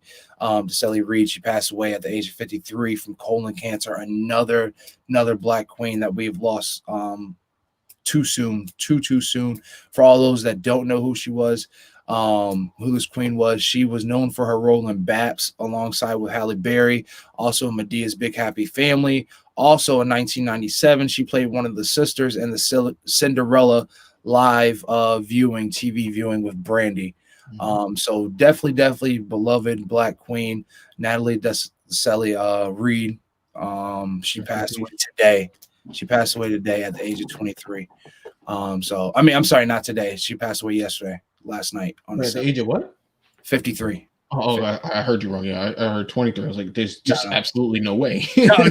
She looked like she wasn't a day over 23 still. Still, that black don't crack. But, super unfortunate. I was super sad when I saw that. Yeah. And it's like, damn, there we go. There's a queen.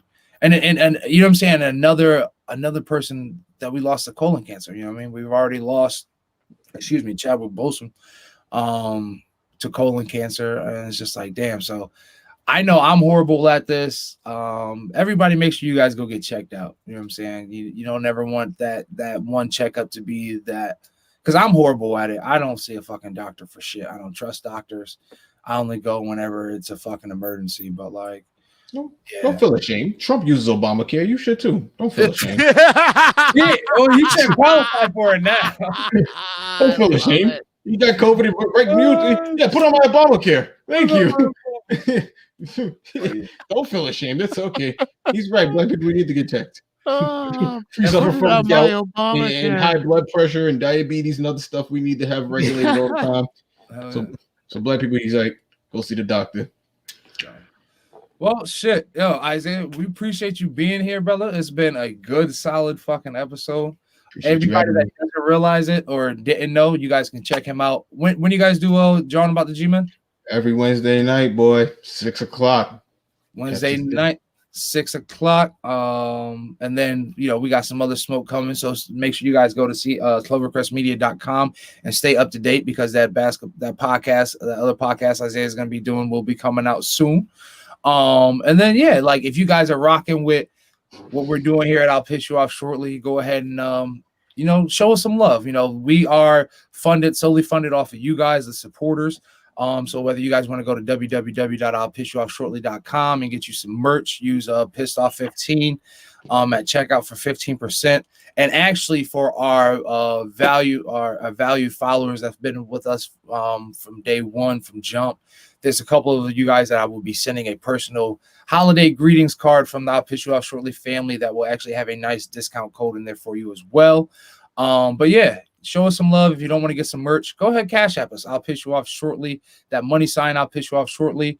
And keep us going, keep us up to date, keep us, growing with the CMG family. And also, if you are a small businesses, if you would like to have your business promoted on I'll Piss You Off Shortly, or any business or on the Clovercrest Media family, because we are a family here, go ahead, hit us up in the email, hit me, Joe, and we'll get some things going, because we want to see these small businesses go ahead and grow.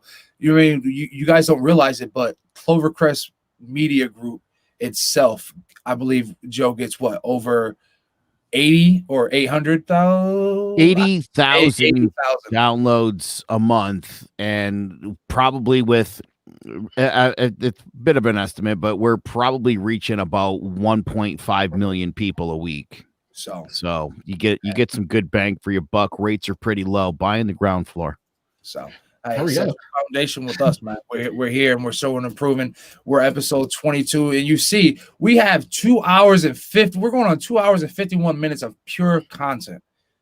All right. So this isn't just a flyby, a quick 30-second slot and you never get to hear your name again. No, this is, I've got two plus hours on my show. I know John with the G-Man goes an hour plus.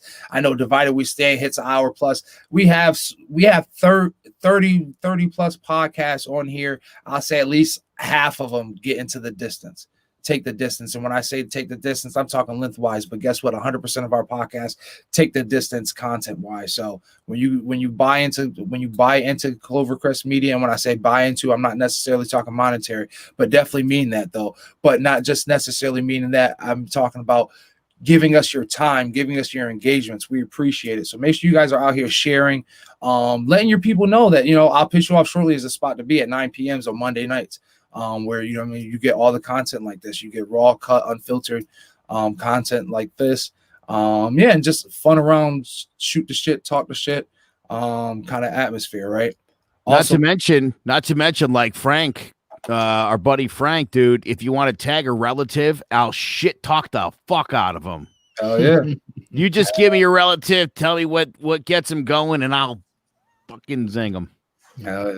Hey, Frank said it best. Show started at fucking 9:15. I've got 12:08 on my clock. So you guys let me know. You let me know what other podcast is giving you this fucking content on every week, on a weekly basis. You want to pop those shoes up one more time? Oh yeah, let's go ahead. Let me go while we're doing that. Isaiah, if you got anything you want to plug while I try and turn my lights on. Anything I want to plug, I think you covered everything. There's nothing much for me to cover. Like he said before. Clovercrest Media, get on board if you can.